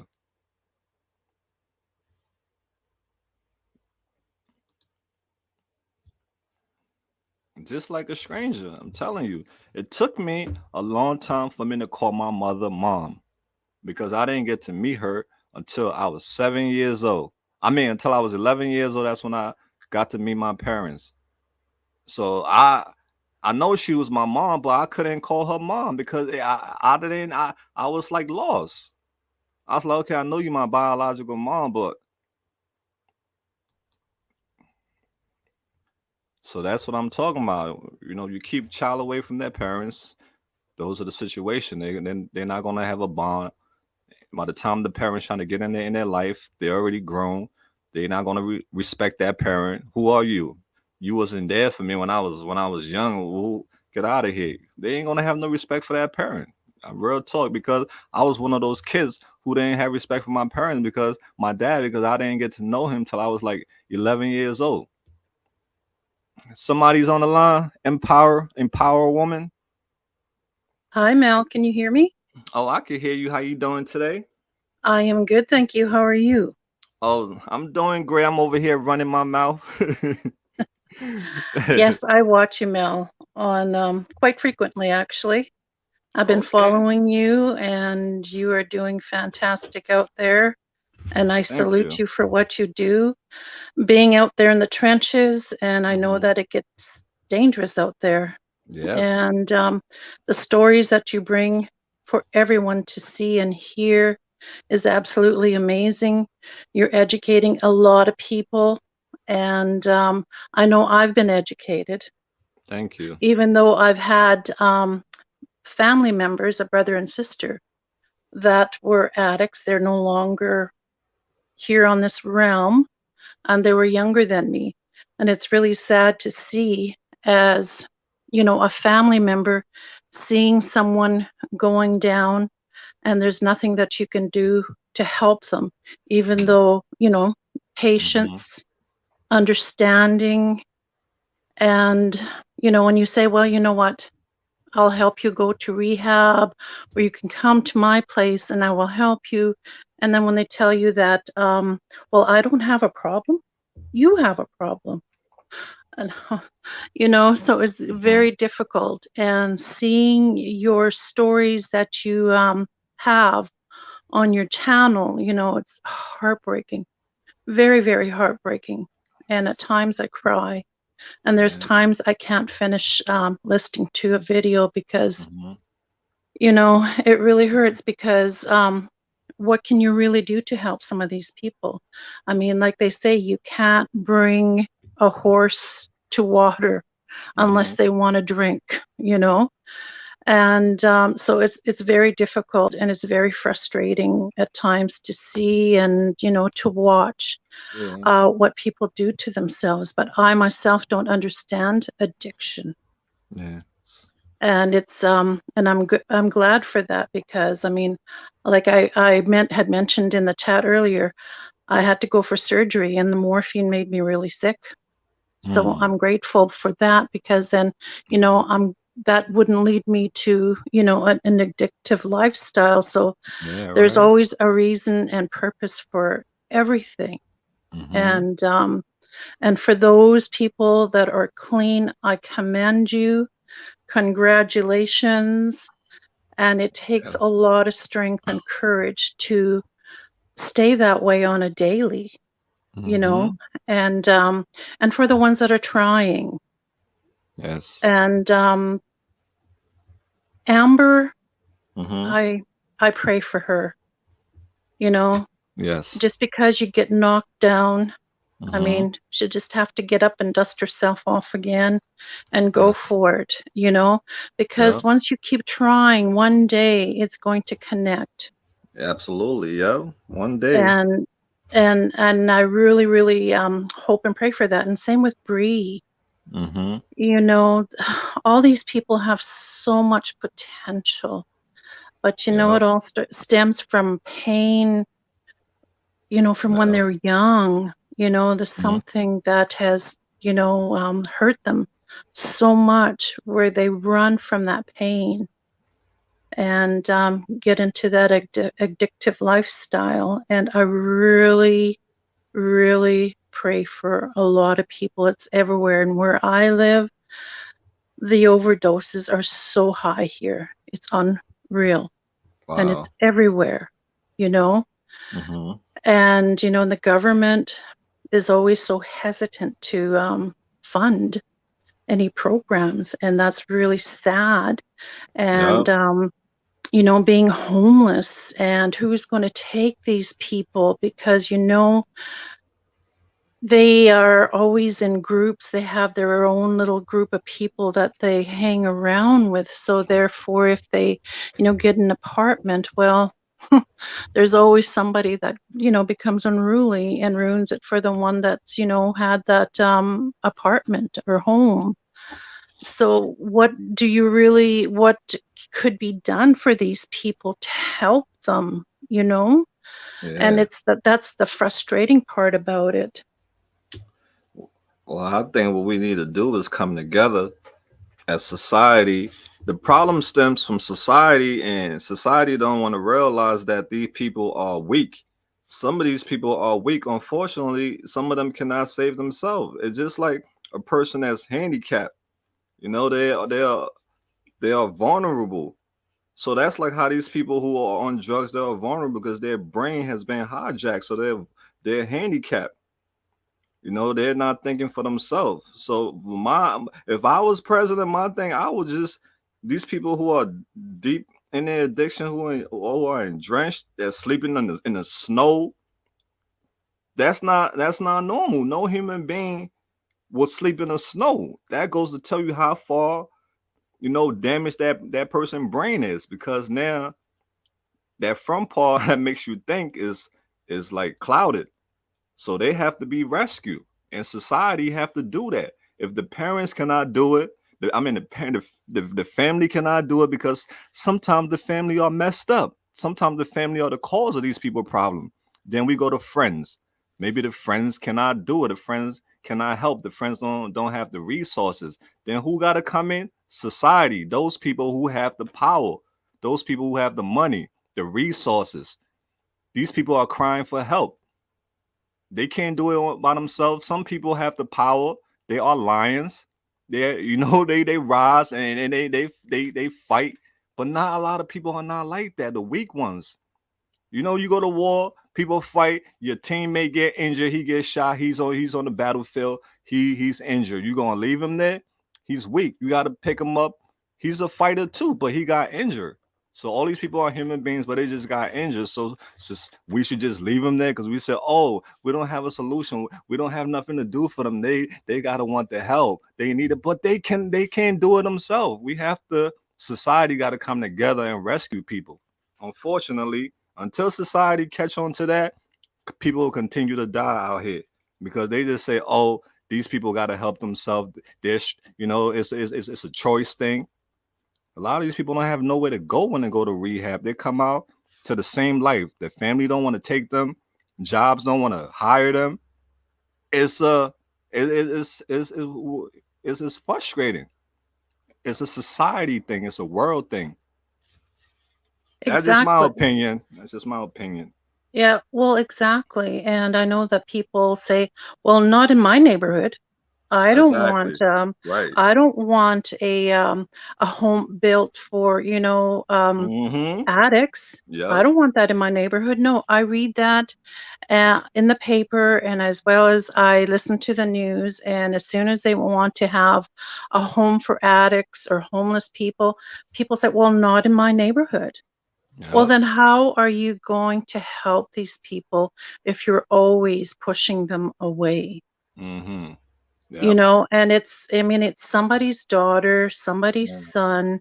somebody's uncle, somebody's father, somebody's mother, somebody's aunt. You know, it's a family member, somebody's family member. Yeah. And And we. when Yep. people, push them away, I mean, they've been pushed away enough. And Okay. that is so very frustrating with that.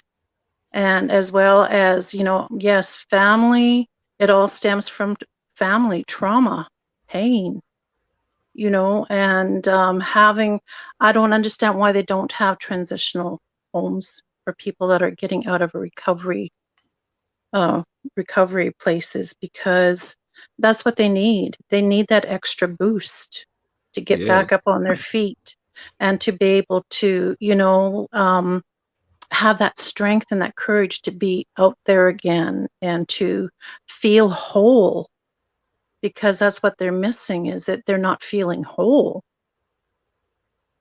Mm-hmm. It's a tough situation Most definitely. And I mean, everything just goes hand in hand with the addiction and the homelessness. And like I say, in it's really jail. prevalent where I live. And I mean, I live where, we have a lot of snow here. And so they had to bring in a temporary winter shelter, and it was filled right up the very first day. Where do you live again? I live in Canada. In Canada. Wow. Yes, So it's an epidemic creeping up on that side too, huh? You guys have everywhere. a fentanyl. Is it a lot of Oh yes. fentanyl on that side? Oh, Wow. so bad, so Damn. bad.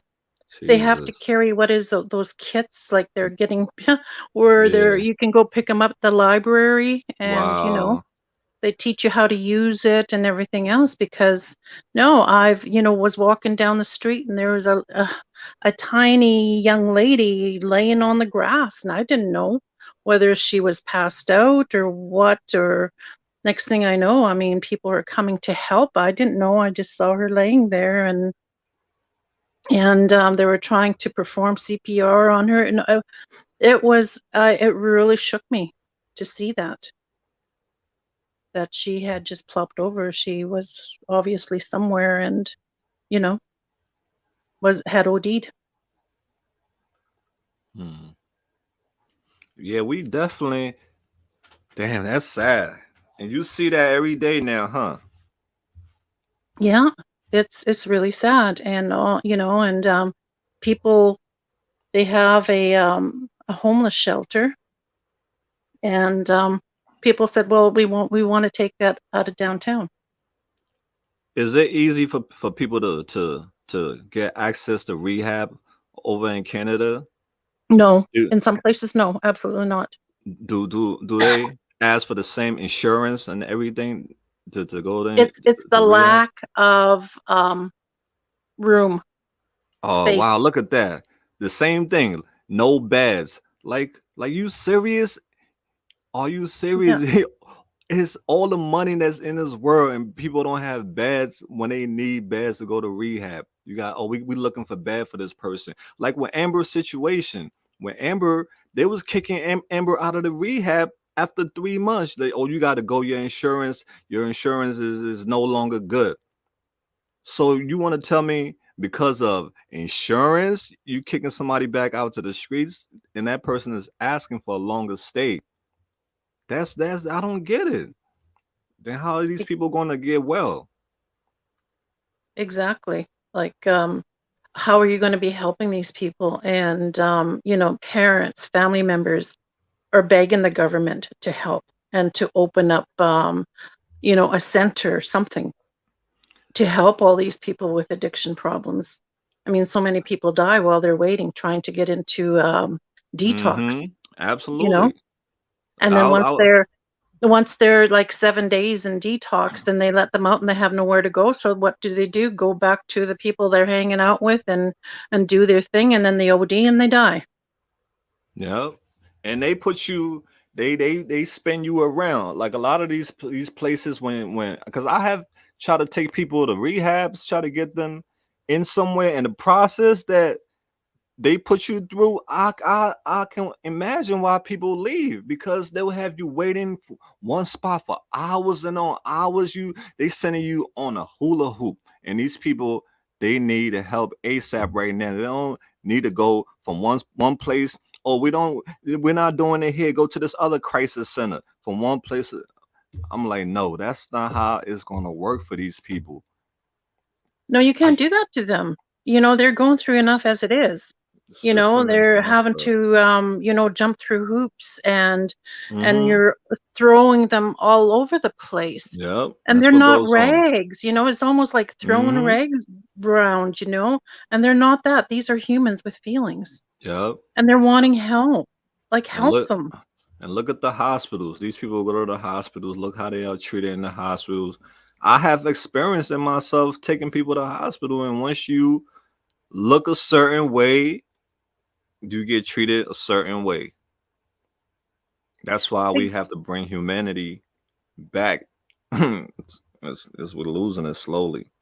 Yeah, well, you know what? Exactly. If uh, people, yeah, drug addictions, people with drug addictions, they're on the lower bottom. People don't care to help them when they go to the hospital. I And they worked look with high risk people, like the street people, you know, and I've talked with them and everything else, and you know, they've told me, they said, well, Hmm, we can't help you. right. Well, Kimmy, they I'm came to a reason, to the hospital for a reason. exactly. Yeah, that's how it is. It's frustrating. I see it all the time, and I was like, who is gonna change this system? How is this system gonna be updated? So, Kimmy, I see you said Frank. Are you familiar with Gibber Mate? Mate, is that his name? Mate, Mate, or Mate? You know, Malice the Chopper. I'm always chopping people's names up.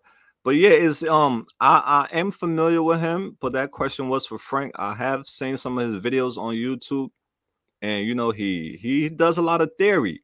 He does theory, right? Is he do he I don't think he does hands-on. Give me a little history on who he is. Have he been in a struggle, or do he just go by the book? Let me see. She said, "Let me see what Kimmy said." I'm sorry, Oh, Empower no, Woman. no I was problem. just trying to reply to Kimmy because she's letting us know about this doctor. She said, "Everyone, please go watch this after this finishes. This Gabriel Mate, speaking of addiction, it's the best 5 minutes you'll ever."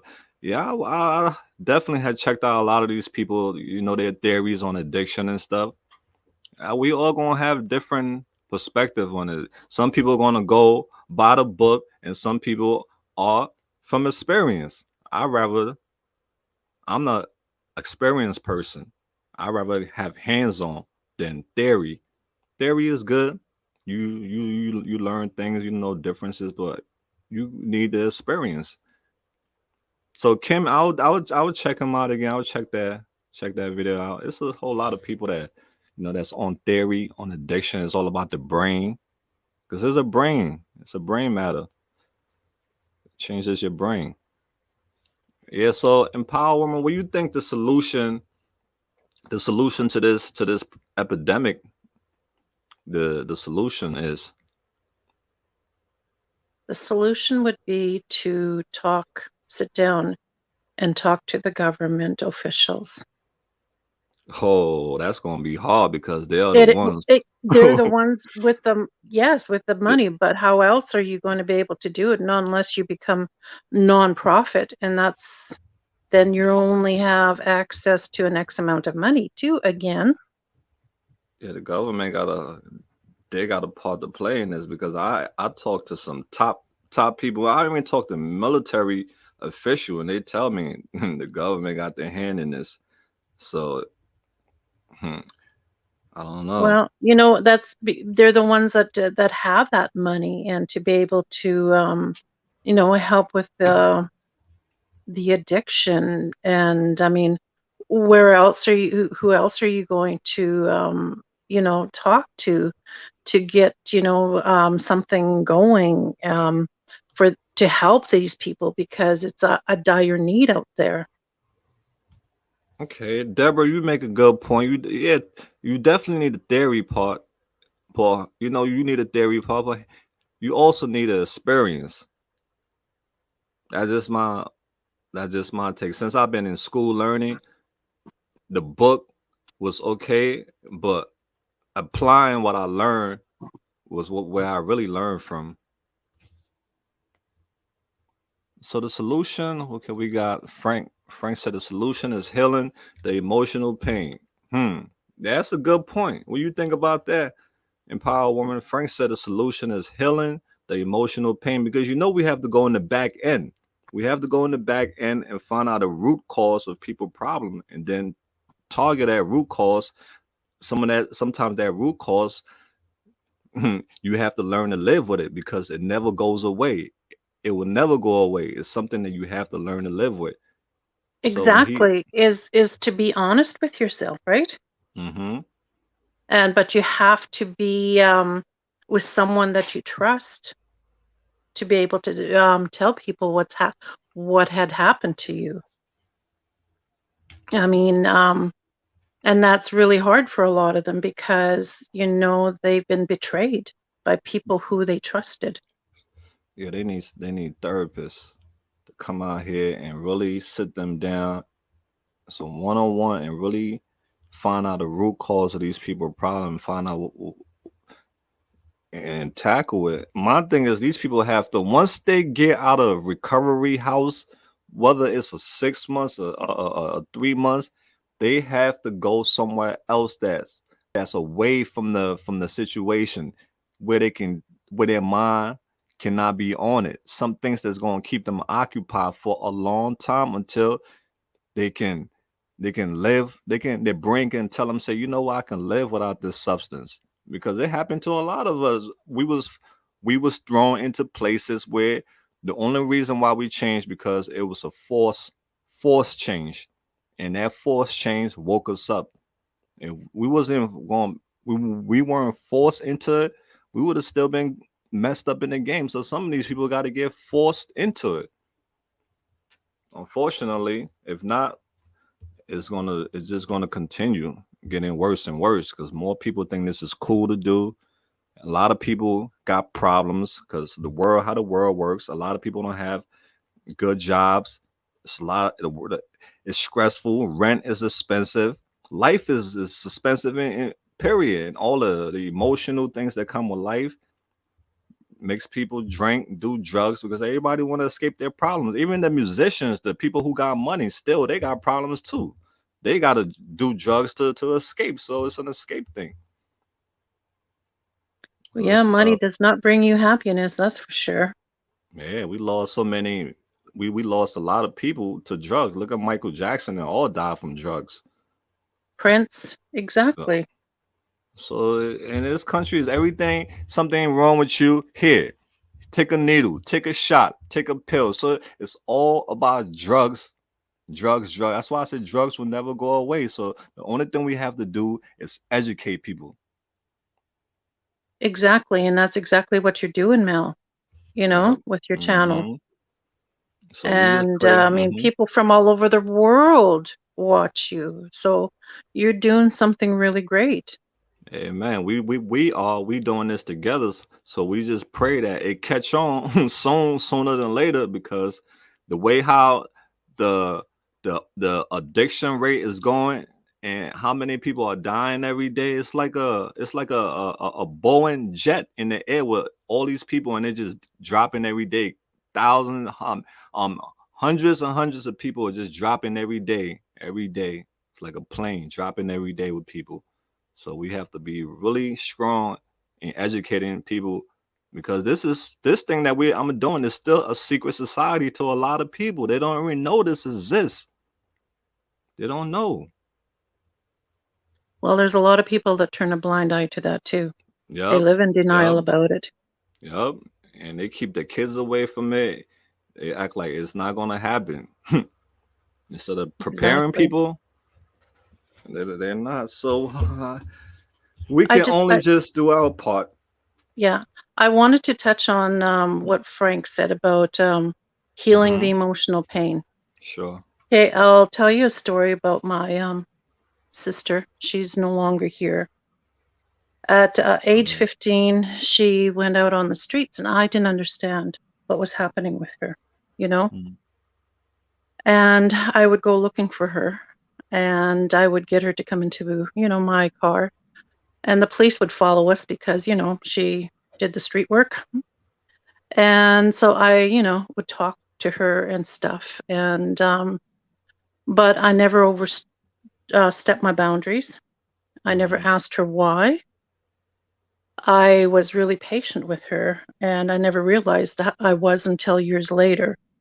And she worked for some very dangerous people that killed people, Mm-hmm. and for this family.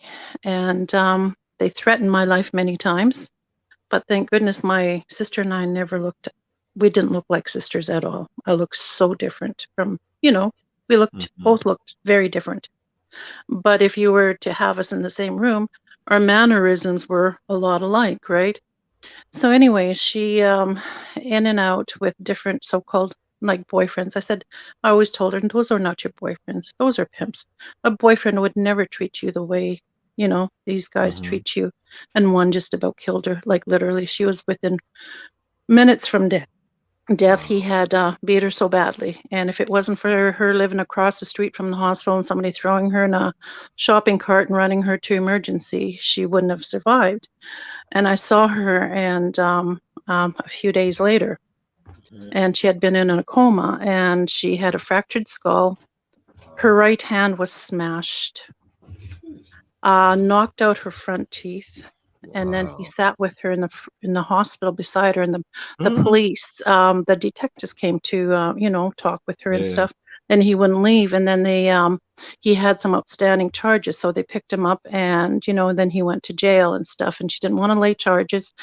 Long story short, she moved far away to a way different place, different province. And she finally had the courage to tell me that she had been molested by a family, like a cousin, um, from the time she was 11 to the time she left home. And I had already, left home and didn't know, but I kind of suspected something weird. But anyway, she went for psychiatric help, see a psychiatrist, and she said, for the amount of times that I go and talk, I can't escape what happened to me. When I close my eyes, it's always there. And it led to her demise. She had cirrhosis of the liver when she was 27, and she passed when she was 32, I think it was. Man. And so the emotional pain, no matter the help that Mm-hmm. you want to get, for some people, Yeah. they can't get past that trauma. So what Mm. can you do for that? You know? And we were patient with her, and and I tried not to offend her by saying, come live with me and maybe we can put you into rehab. I'll always be there for you. And Right. when she was the one that told me that I had the problem, but I loved her. It didn't matter what she said to me, you know. Oh. Yeah. So yeah, so Sorry. for some people, that healing, that pain, they just can't. For some people can't. So, Sorry for your I don't. loss. Everybody suffers, right? Everybody suffer. Yeah, They think yeah, they the only one. No, we all suffer. You going through that thing, we going through it too. The kids are going through it. Everybody going through it. exactly. Yeah. And there's so many people out there that are like that. So like I say, when I listen to the stories that you have on your channel, Hmm. that's why sometimes I can't finish listening to them because I'm crying, because it reminds me of the Right. pain that my sister must have went through. She didn't Yeah. divulge a lot of how she felt because I understood that it was just too much pain for her. But Yeah. when I listen to other people with on your channel, it's the Hmm. pain must be surmountable. Yeah. It's yeah. I really pray for these people and that they turn their lives around. But you know what, Mel? It was Mhm. really great talking to you, and we'll talk to you again. All Well, right? thank you so much for Keep shining. doing you, Mel. Thanks for All right. shining your light. Have a blessed weekend. You too. Okay, Thank you. bye. Okay, bye-bye. Wow, guys, heard that, guys? Empower woman. She came through and she let us know something deep. Her sister. Wow, Jesus Christ. May her soul rest in peace. We can only imagine what she went through in her life, dealing with her demons and leaving behind, you know, broken family, and that's how it goes down. Everybody suffers. Shout out to everyone who's who are survivors. Shout out to all the survivors. Shout out to Kimmy. You know, shout out to all of you beautiful people who took your life back from the grips of the devil, because that's what I call it. I always tell people there's nothing holy about that, man. It's strictly demonic. There's nothing holy about that. Regardless whether you believe in religion or not, that life is not a good life. I know a lot of people idolize that life as is a something good. No, it's not. It's not at all. And you get caught up in it in too deep. If you ain't lose your life, you're not in jail. You was blessed to be saved. We was blessed to be saved, us who are alive. Because so many people died coming up during your time. How many friends you have lost to the streets, to the lifestyle? How many friends? And you are alive. You have a purpose in life. You could have been dead, right? You could have been dead. You was in the hospital. You was saved. How many people are gone, young, old, gone before their time?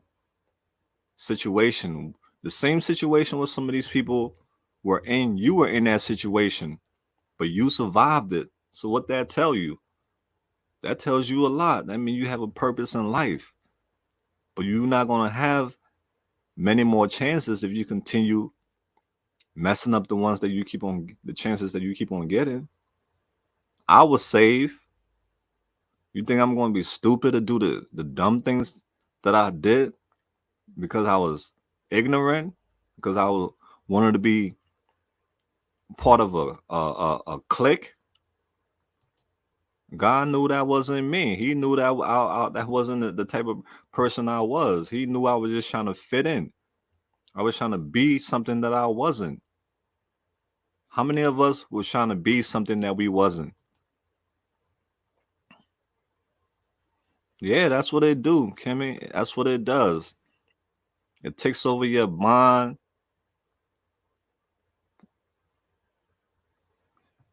makes you put you down, makes you feel low. We've been caught up in that life. Some of us, we've been through it. Hospitals saved our life. Thank God for the hospital, right? Well, even though they treat some people a certain way, but thank God for the hospital because they save a lot of our lives.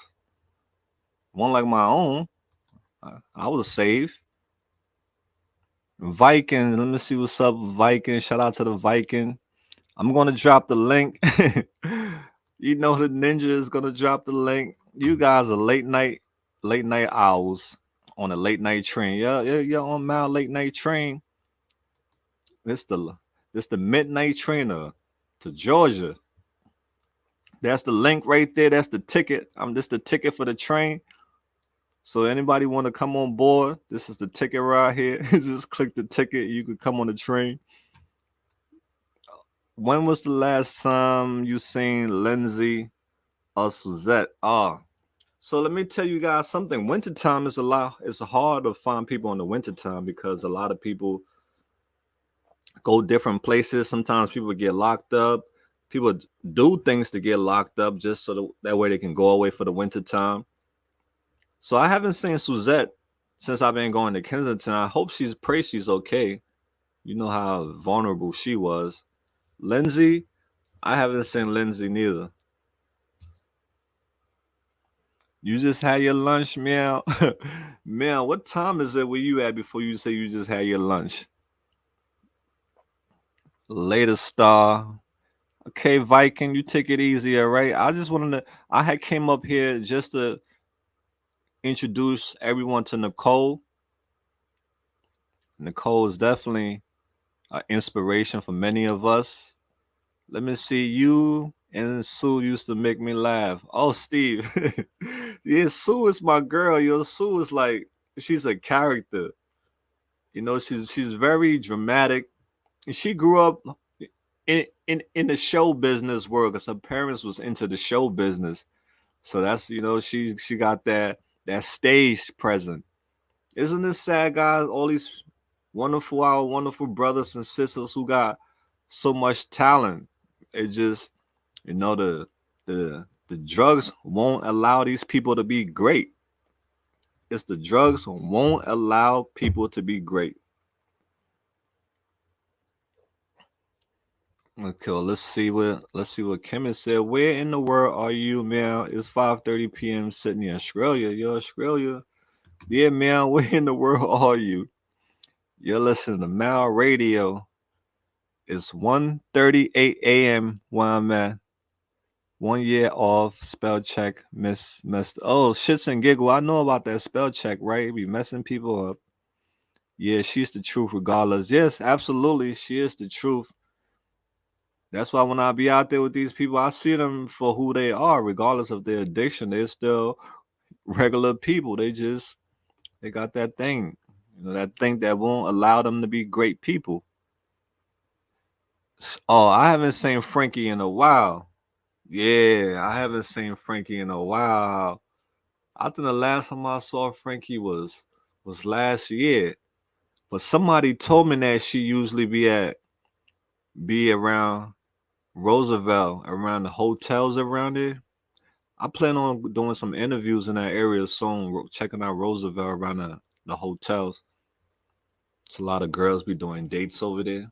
Yeah, but I hope Frankie is all right. Yeah, God, keep your hand on these people. The night crew. Yeah, this the late night crew. Oh yeah, Frankie, have you seen her? Yeah, Jules. I haven't seen Frankie, unfortunately. It's a lot of people I haven't seen. Wintertime.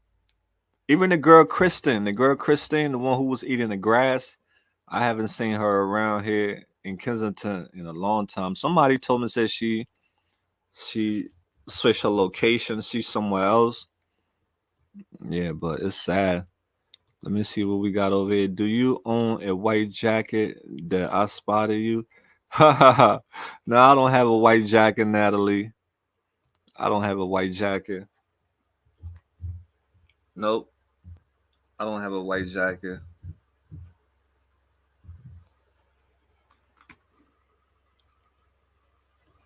Okay, so you guys, Mal is about to wrap it up. I have presented what I wanted to present it to you, beautiful people. The radio station. Let me see what I got. Not you then. Yeah, Natalie, it wasn't me. The ninja pops up. You don't see the ninja when he pop up. The ninja is gonna pop up, and you just gotta catch him when he pop up. He's not gonna give you no announcement when he's coming. That's how the ninja move. He move like that. You have to. So I'm gonna tell you guys a little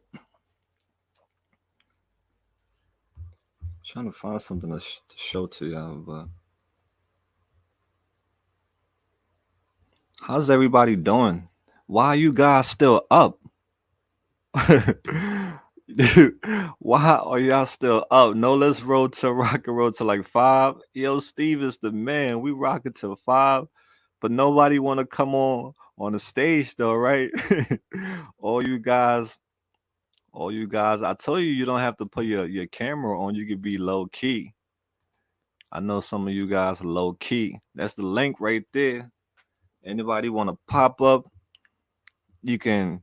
We can talk about whatever. We can talk about the struggle. We can talk about life. We can talk about you.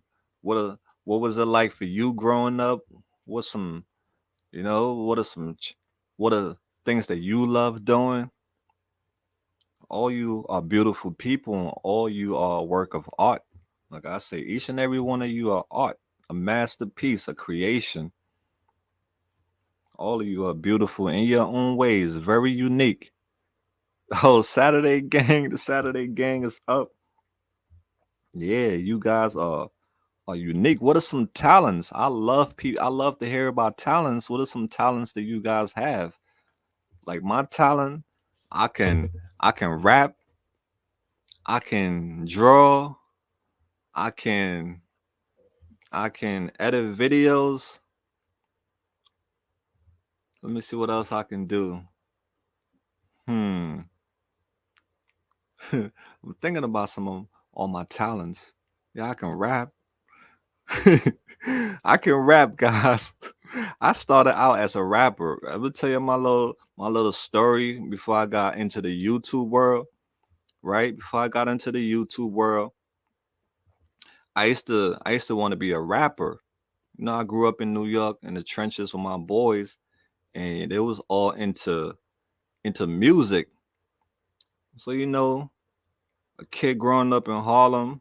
I was born in the ghetto. I was born in the ghetto. Yeah, I was born in the ghetto, ghetto, ghetto, guys. Poor, poor as a poor. Growing up in the ghetto wasn't easy. It was really rough. My mom and my dad, they left me in the ghetto. They left me as a baby, as a kid.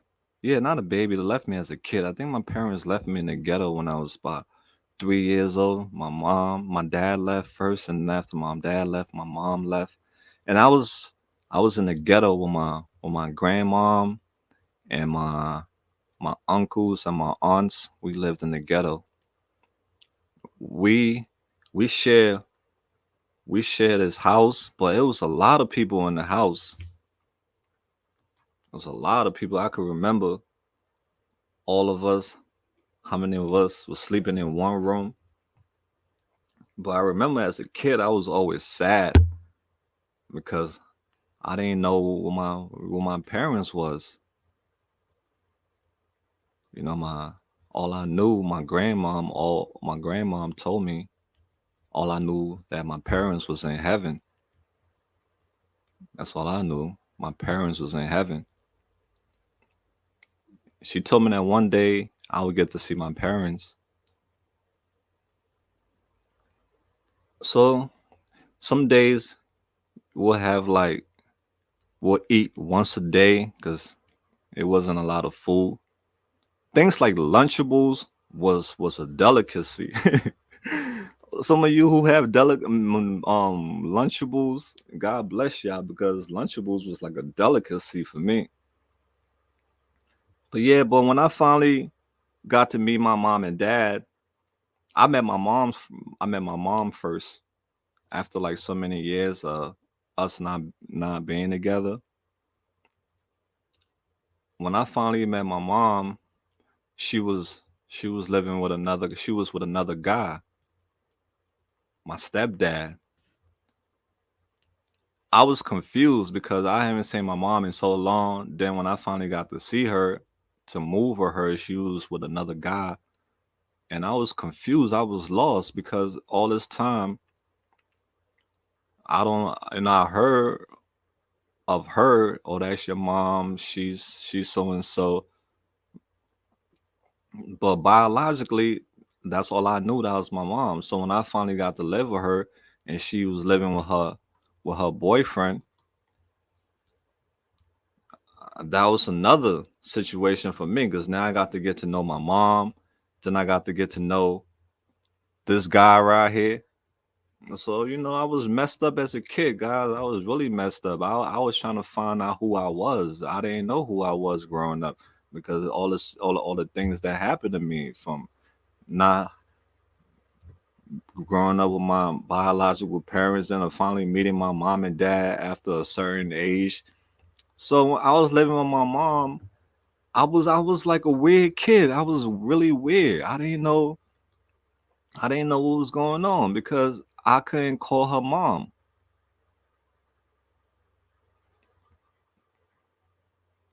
Yeah, I was living with her. I could not call her mom. For some reason, I could just I just could not call my mother mom. How more kids would be like, Mom, can I have this? Mom, can I have that? Mom. Her name was Rebecca. And I was finding it hard to call her Rebecca too, because you don't call your parents out of their name.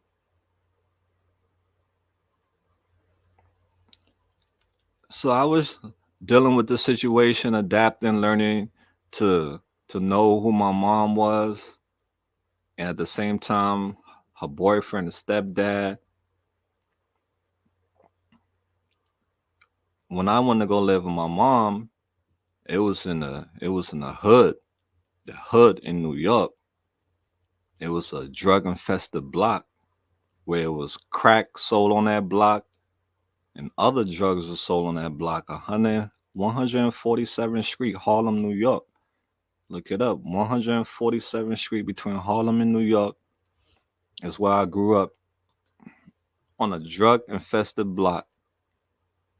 I didn't choose to live on that block. That was the block my mom raised me up in. She herself too, she was struggling. She didn't have the best education. So I was on that drug infested block as a kid with her and my stepdad, not knowing who I was, a lost kid, couldn't even call her mom. And I started going to school. My dad came in the picture. The same scenario. I don't know who you are. Okay, you might I know you. They said it's your dad right here, Alfred. It's your dad, Alfred. Okay, hi Alfred. He was like a stranger to me. I have no feelings. No feelings there. I'm meeting you after 11 years. I'm my brain is already basically developed. So my dad, I want to go check out my dad for some time. He was really strict. He was really really strict. By then, I was already into the street life for my mom because in that era where she was in, I didn't have no big brothers, no sisters. I didn't have nothing. I just had me. My mom would go to work. I would be by myself. My stepdad, I didn't think that he really cared about me. I didn't really feel any love from him.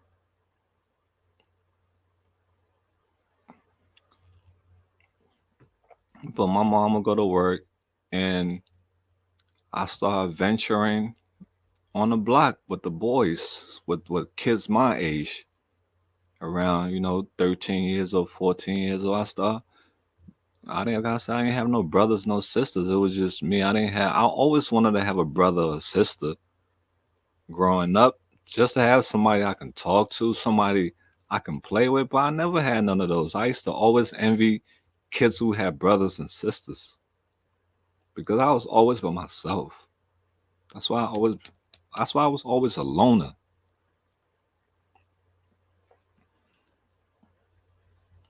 So I started venturing on the block with the kids. And those kids that was on the block, those was bad kids. Bad kids. We all misguided. Our our parents really not showing us any attention.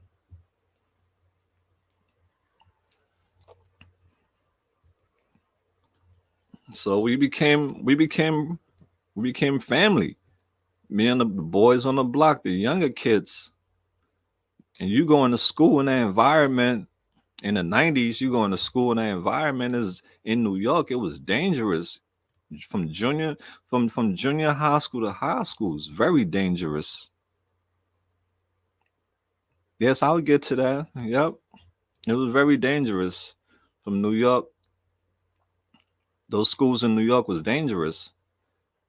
So as I started going on the block, once in a while I'll go spend time with my dad, but I didn't like his house. I didn't like being there because he was so strict. He's trying to tell me what to do when I don't even know you. When I mean, I I told him, I said, listen, you're a stranger to me. I don't know who you are. I told my dad that you trying to discipline me when I don't know you. I'm already of age. You coming into my life. It's already late. My brain is already basically forming. You trying to, give me rules and regulation while I've been with my mom on that side, in Harlem into the streets. So we had butted. He If he would have raised me, I probably would have been different. And he always used to blame my mom. Oh, if I would have raised Malcolm, Malcolm would have wasn't gonna be like that. But you give him too much freedom to do.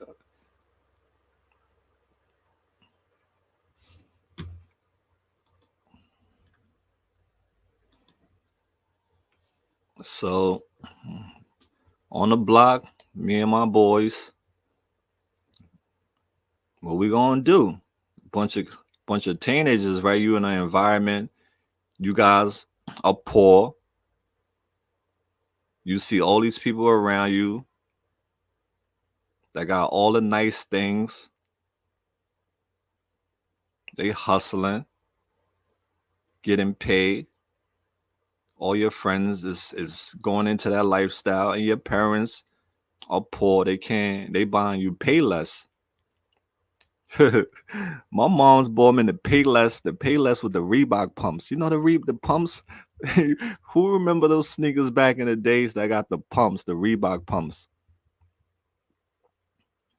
Well, I wanted a Reebok pumps, but my mom couldn't afford Reebok pumps for me. I got the Payless pumps, the Olympians. Yeah, I got the I got the Olympians, but it had a basketball on it, but it was the imitation because my mom was couldn't afford the real Reebok pumps for me. Yeah, Payless joint, it, August, the Payless joints. I had them joints. And boy, I tell you, I would get teased all the time by my friends. Oh man, kids back in those days, they vicious. Those junior high school kids, they vicious. Imagine going to school and you in class, and those kids see you come up in there. They saw me with my Olympians. It wasn't the Reebok pumps. My mom couldn't afford the Reebok pumps like how I wanted. My friends, they had Reebok pumps. I got the Olympian joints, Olympian pumps. Hard for me to say that word. Olympics, yeah, some type of. I remember that those pumps. It wasn't the Reebok pumps. It was the fake joints. I went to class, man. They laughed at me. Oh man, yeah, growing up, kids, they they vicious, man. Those kids will make you feel so bad that you wouldn't even want to go to school. Yeah, so it was to the point where, cause in school in New York, they'll laugh at you if you don't got good sneakers on. For I'm dead serious. If you come up in the classroom to look down on your feet, you got some busted joint on, just go home. If they gonna laugh at you all day, they're gonna make you feel like crap, like make you feel like crying. That's the type of environment I grew up in. A lot of bullying. Yeah, kids are cruel. You know that age, junior high school. If you got anything wrong with you, any type of deform, you look any type. If something is different about you in junior high school, or you got acne, or you got any type of things that goes on, you're gonna be. You're not gonna have any confidence in school because kids are mean, immature. They come from backgrounds, parents who don't teach these kids any discipline. And some of these parents are toxic. So what do you think the kids gonna be? Toxic. Yeah, so I got laughed at a lot because I was poor. I went to school with the fake Olympians on. My parents couldn't afford, to buy me the nice clothes. And in New York, you going to school, you gotta wear plain clothes. There's no uniform. My parents had me in Catholic school. In the beginning, I was going to Catholic school, but they couldn't afford it no more. Catholic school was great for me because I was doing good in Catholic school. I was wearing my uniform. I was, I mean, I got picked on in Catholic school, but it wasn't until I got to junior high school, public school. When I got to public school, that's when it was a game changer for me. My parents gonna my dad, my mom was not together. They have a little situation about paying the money for the private school. They couldn't afford it no more, and that's when I went to public school. And when I went there, it was a game changer. Yes, New York City, we out there. I went to IS 95. If you know IS 195 Centerfood is on Broadway in New York, called on Broadway. My school was was on a hill, and on that hill was a area filled with drugs. The Dominicans, Broadway, the Dominicans was on Broadway. They had Broadway locked down with drugs, Perico, everything was out there. So as a young kid, I would have to go through all that thing to go to school, pass through the drug blocks, me and my friends. So I've been there. Yeah, so as time goes on, due to the fact of the pressure of me getting picked on all the time in school, you meet friends, you make friends, and you see your friends. They got what you don't have. Sometimes my friends would give me their sneakers for me to wear, whether that was a Nike. So long as it was a Nike, it was something name brand. I would wear it because I didn't want them to laugh at me for having fake sneakers on, imitation sneakers. So my friends would give me their sneakers to wear, and I would be happy. I would go to class, and nobody would pick on me. So those are like some of the struggles growing up in New York.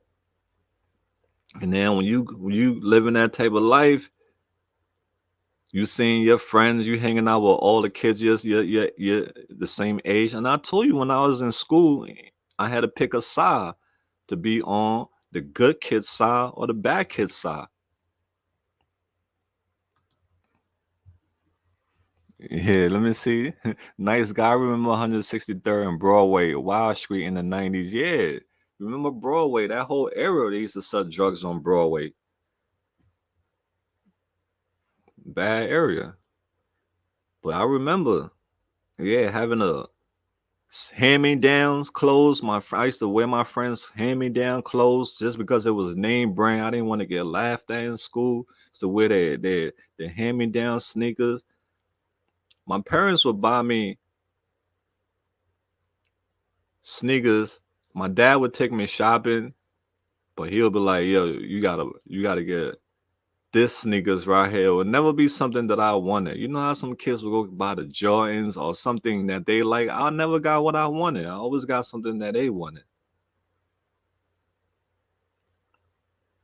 Christmas the same thing. I never got what I wanted. I always got something that they wanted for me. But it was okay. It was just, I understand the struggle, but I just felt some type of way. I just felt some type of way. I was sad. I was a sad kid. It was a lot of things that I was holding inside. I was a loner. As time goes on, my friends, we on the block. We start hanging out with the bad boys, because I told you in school I had to pick a side to be on the good kids side or the bad kids side. And the good kids, they were getting picked on. They was getting beat every day after school. They were getting robbed. They would take their lunch money. They were they were getting assaulted. And the security guards that was at those schools, they didn't really do nothing back then. So those kids was really getting beat up. I've seen it many times. After school fights. You know about them after school fights. You don't want to get involved in an after school fight. When you know somebody say, "Yo, listen, after school, it's going down." You nervous all day. You don't even want that school bell to ring for you to go home. That'll be the only day you don't want to go home. But any other day you want to go home, right? But if it's a fight, I'm like, yo, we gonna fight after class, yo. You gonna be like, that's gonna be the day you want that school bell to never ring. That's the day you want that clock to stay in one spot forever. You guys know how it is. You guys knows about you. Y'all know about them fights. Ain't nobody trying to go fight. I'm like, oh my god, I gotta fight after class. No, can recess last longer? Yeah, I ain't want no parts in no fight. I wasn't prepared. I didn't have a dad to teach me how to fight. I didn't know how to fight. So I ain't want no parts of that. I didn't have no big brother to teach me how to fight, nothing. So I had to pick a side to be on, and I was like, you know what? After me saying all these beatings these good kids are getting, they getting robbed, they getting their stuff stolen from them. Even though I don't have much, but I don't want to be a target, because those bad kids was waiting after school. They would just wait outside. They was smoking weed, rolling dice. They was just waiting. If you in the hallway, if you're not part of their clique, they making they you're gonna be a target.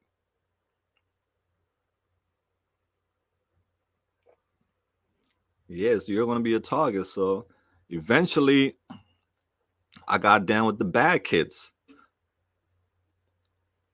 trying to save my ass. Mal was trying to save his ass, guys. I didn't have nobody to help back me up, no brothers, no sisters, nothing. Just Mal, the number one. And I'm like, yo, I'm down with you guys, yo. Y'all my friends now, right? And they was my friends, and we was doing bad things together, smoking, drinking, playing hooky, going around, terrorizing the community.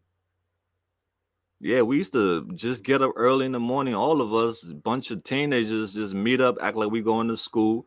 Like, yeah, mom, I see you after work. I'll pack my book bag, everything, and I'll go outside, and I'll turn a corner, and it's a wrap.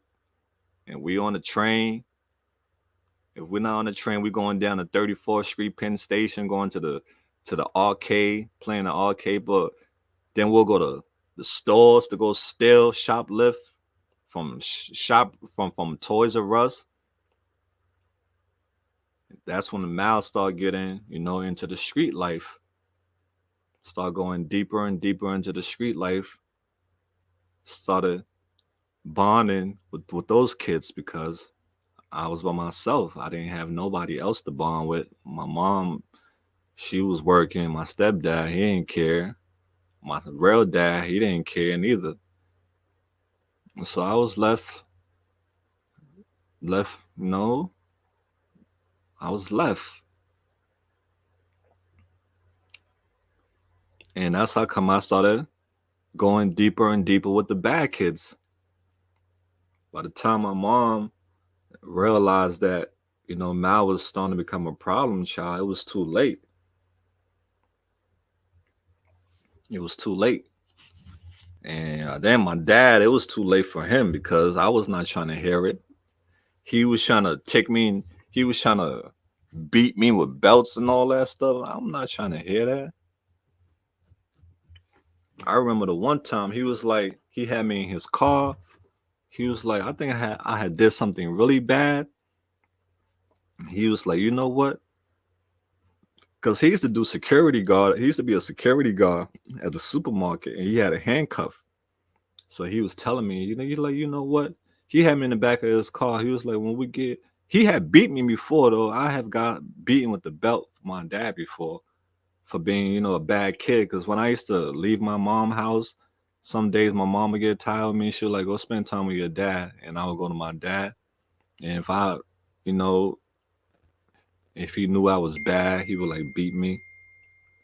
So this one day I was tired with it. He was like, yo, when we get home, I had did something really bad. He was like, when I get home, I'm going to handcuff you and I'm going to beat you with this belt. I was like, huh?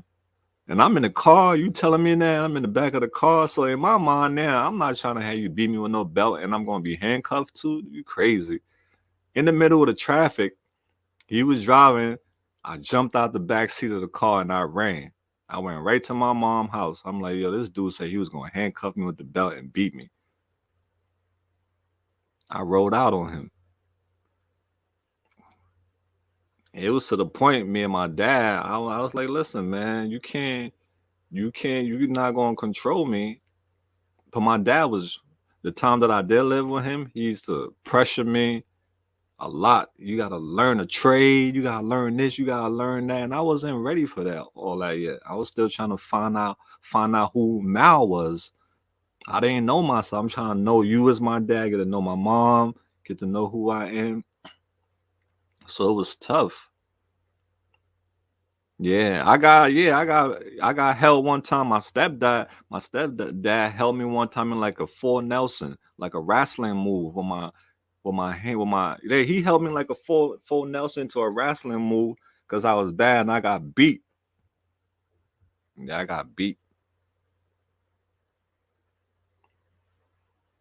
Yeah, I was young, but all those things, it follow you throughout your childhood.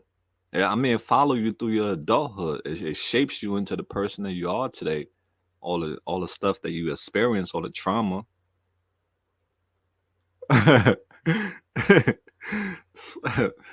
Yeah, guys. So yeah, growing up, Strife is funny.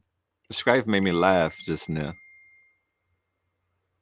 Strife, you a character, buddy. I gotta put Strife comment up. Strife, I still haven't gotten my YouTube play button. You know why I haven't gotten that play button? YouTube saying that mal content is about drugs. I was so hyped about my YouTube play button. I'm like, yeah, I got 100,000 subscribers. I'm going to get a YouTube play button, and I was going, to surprise you with this, Strife. But those people said they're not trying to give me my YouTube play button. They said my channel, they don't recognize my channel as being worthy of a YouTube play button. So that's it. Yeah, so that was the situation with my dad. You know, he tried to discipline me when I was already too drenched into the street life, and that wasn't working.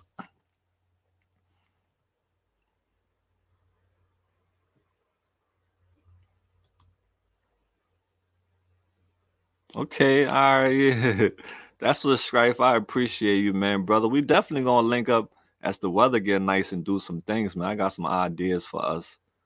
Yeah, but guys, that's just a little piece of my story. The boy, as I'm gonna tell you guys more and more as time goes on. Malins is not gonna give it all to you all. But yeah, I was born in the ghetto. My parents left me in the ghetto. I didn't meet my parents until I was 11 years old. I didn't. My dad, he tried to discipline me. It was too late because I was already entrenched in the street life in Harlem with my friends. You know, they became my brothers, and we we went down the wrong road together. And that put me on a path of drugs. And I will continue the story another time. So, AML family, that's just a piece of Mal. As we continue on, I'll give you guys more and more piece of me until you'll get the whole me. But I love you all. Thank you so much for checking a piece of me out. Thank you, Don. God bless you so much, dear. Let's continue to to protect our kids, to love our kids, to teach our kids right from wrong, to open their eyes to the truth of the world, to not hurt our kids, to not say nothing mean to our kids. Because I was, some main things people say to you as a kid, sometimes words doesn't go away. I know people think they can say things to certain people and just go away, but no, guys, sometimes something you can say to a person as a child, because kids' brain are like sponge. They don't forget certain things. You think that child is gonna grow old, is gonna forget that word that you said to them old about them being ugly, about them this, about them that. Those kids remember those things, and some of those things they believe it. They believe it about themselves. All right. I was one of those kids who parents they said bad, mean things to them, and I believed it. So so say good things to your kids. If you cursing all this, I'm telling you from experience. I was one of those kids.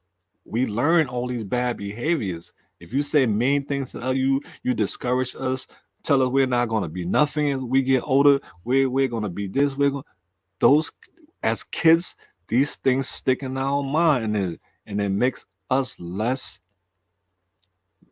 It makes us, depressed. It makes us believe in these things, especially for a kid. So please remember, tell your kids you love them. Never tell them say they're ugly. Never, if they have anything wrong with them, do not use that against them. Love them. Say nice words to them. Don't don't don't say nothing that's going to make your child feel less of a person later on in life, because words do stick.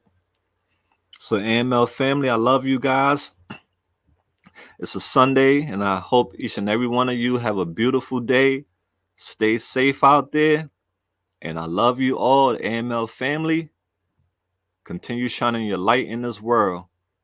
Until next time, we out there. Good night.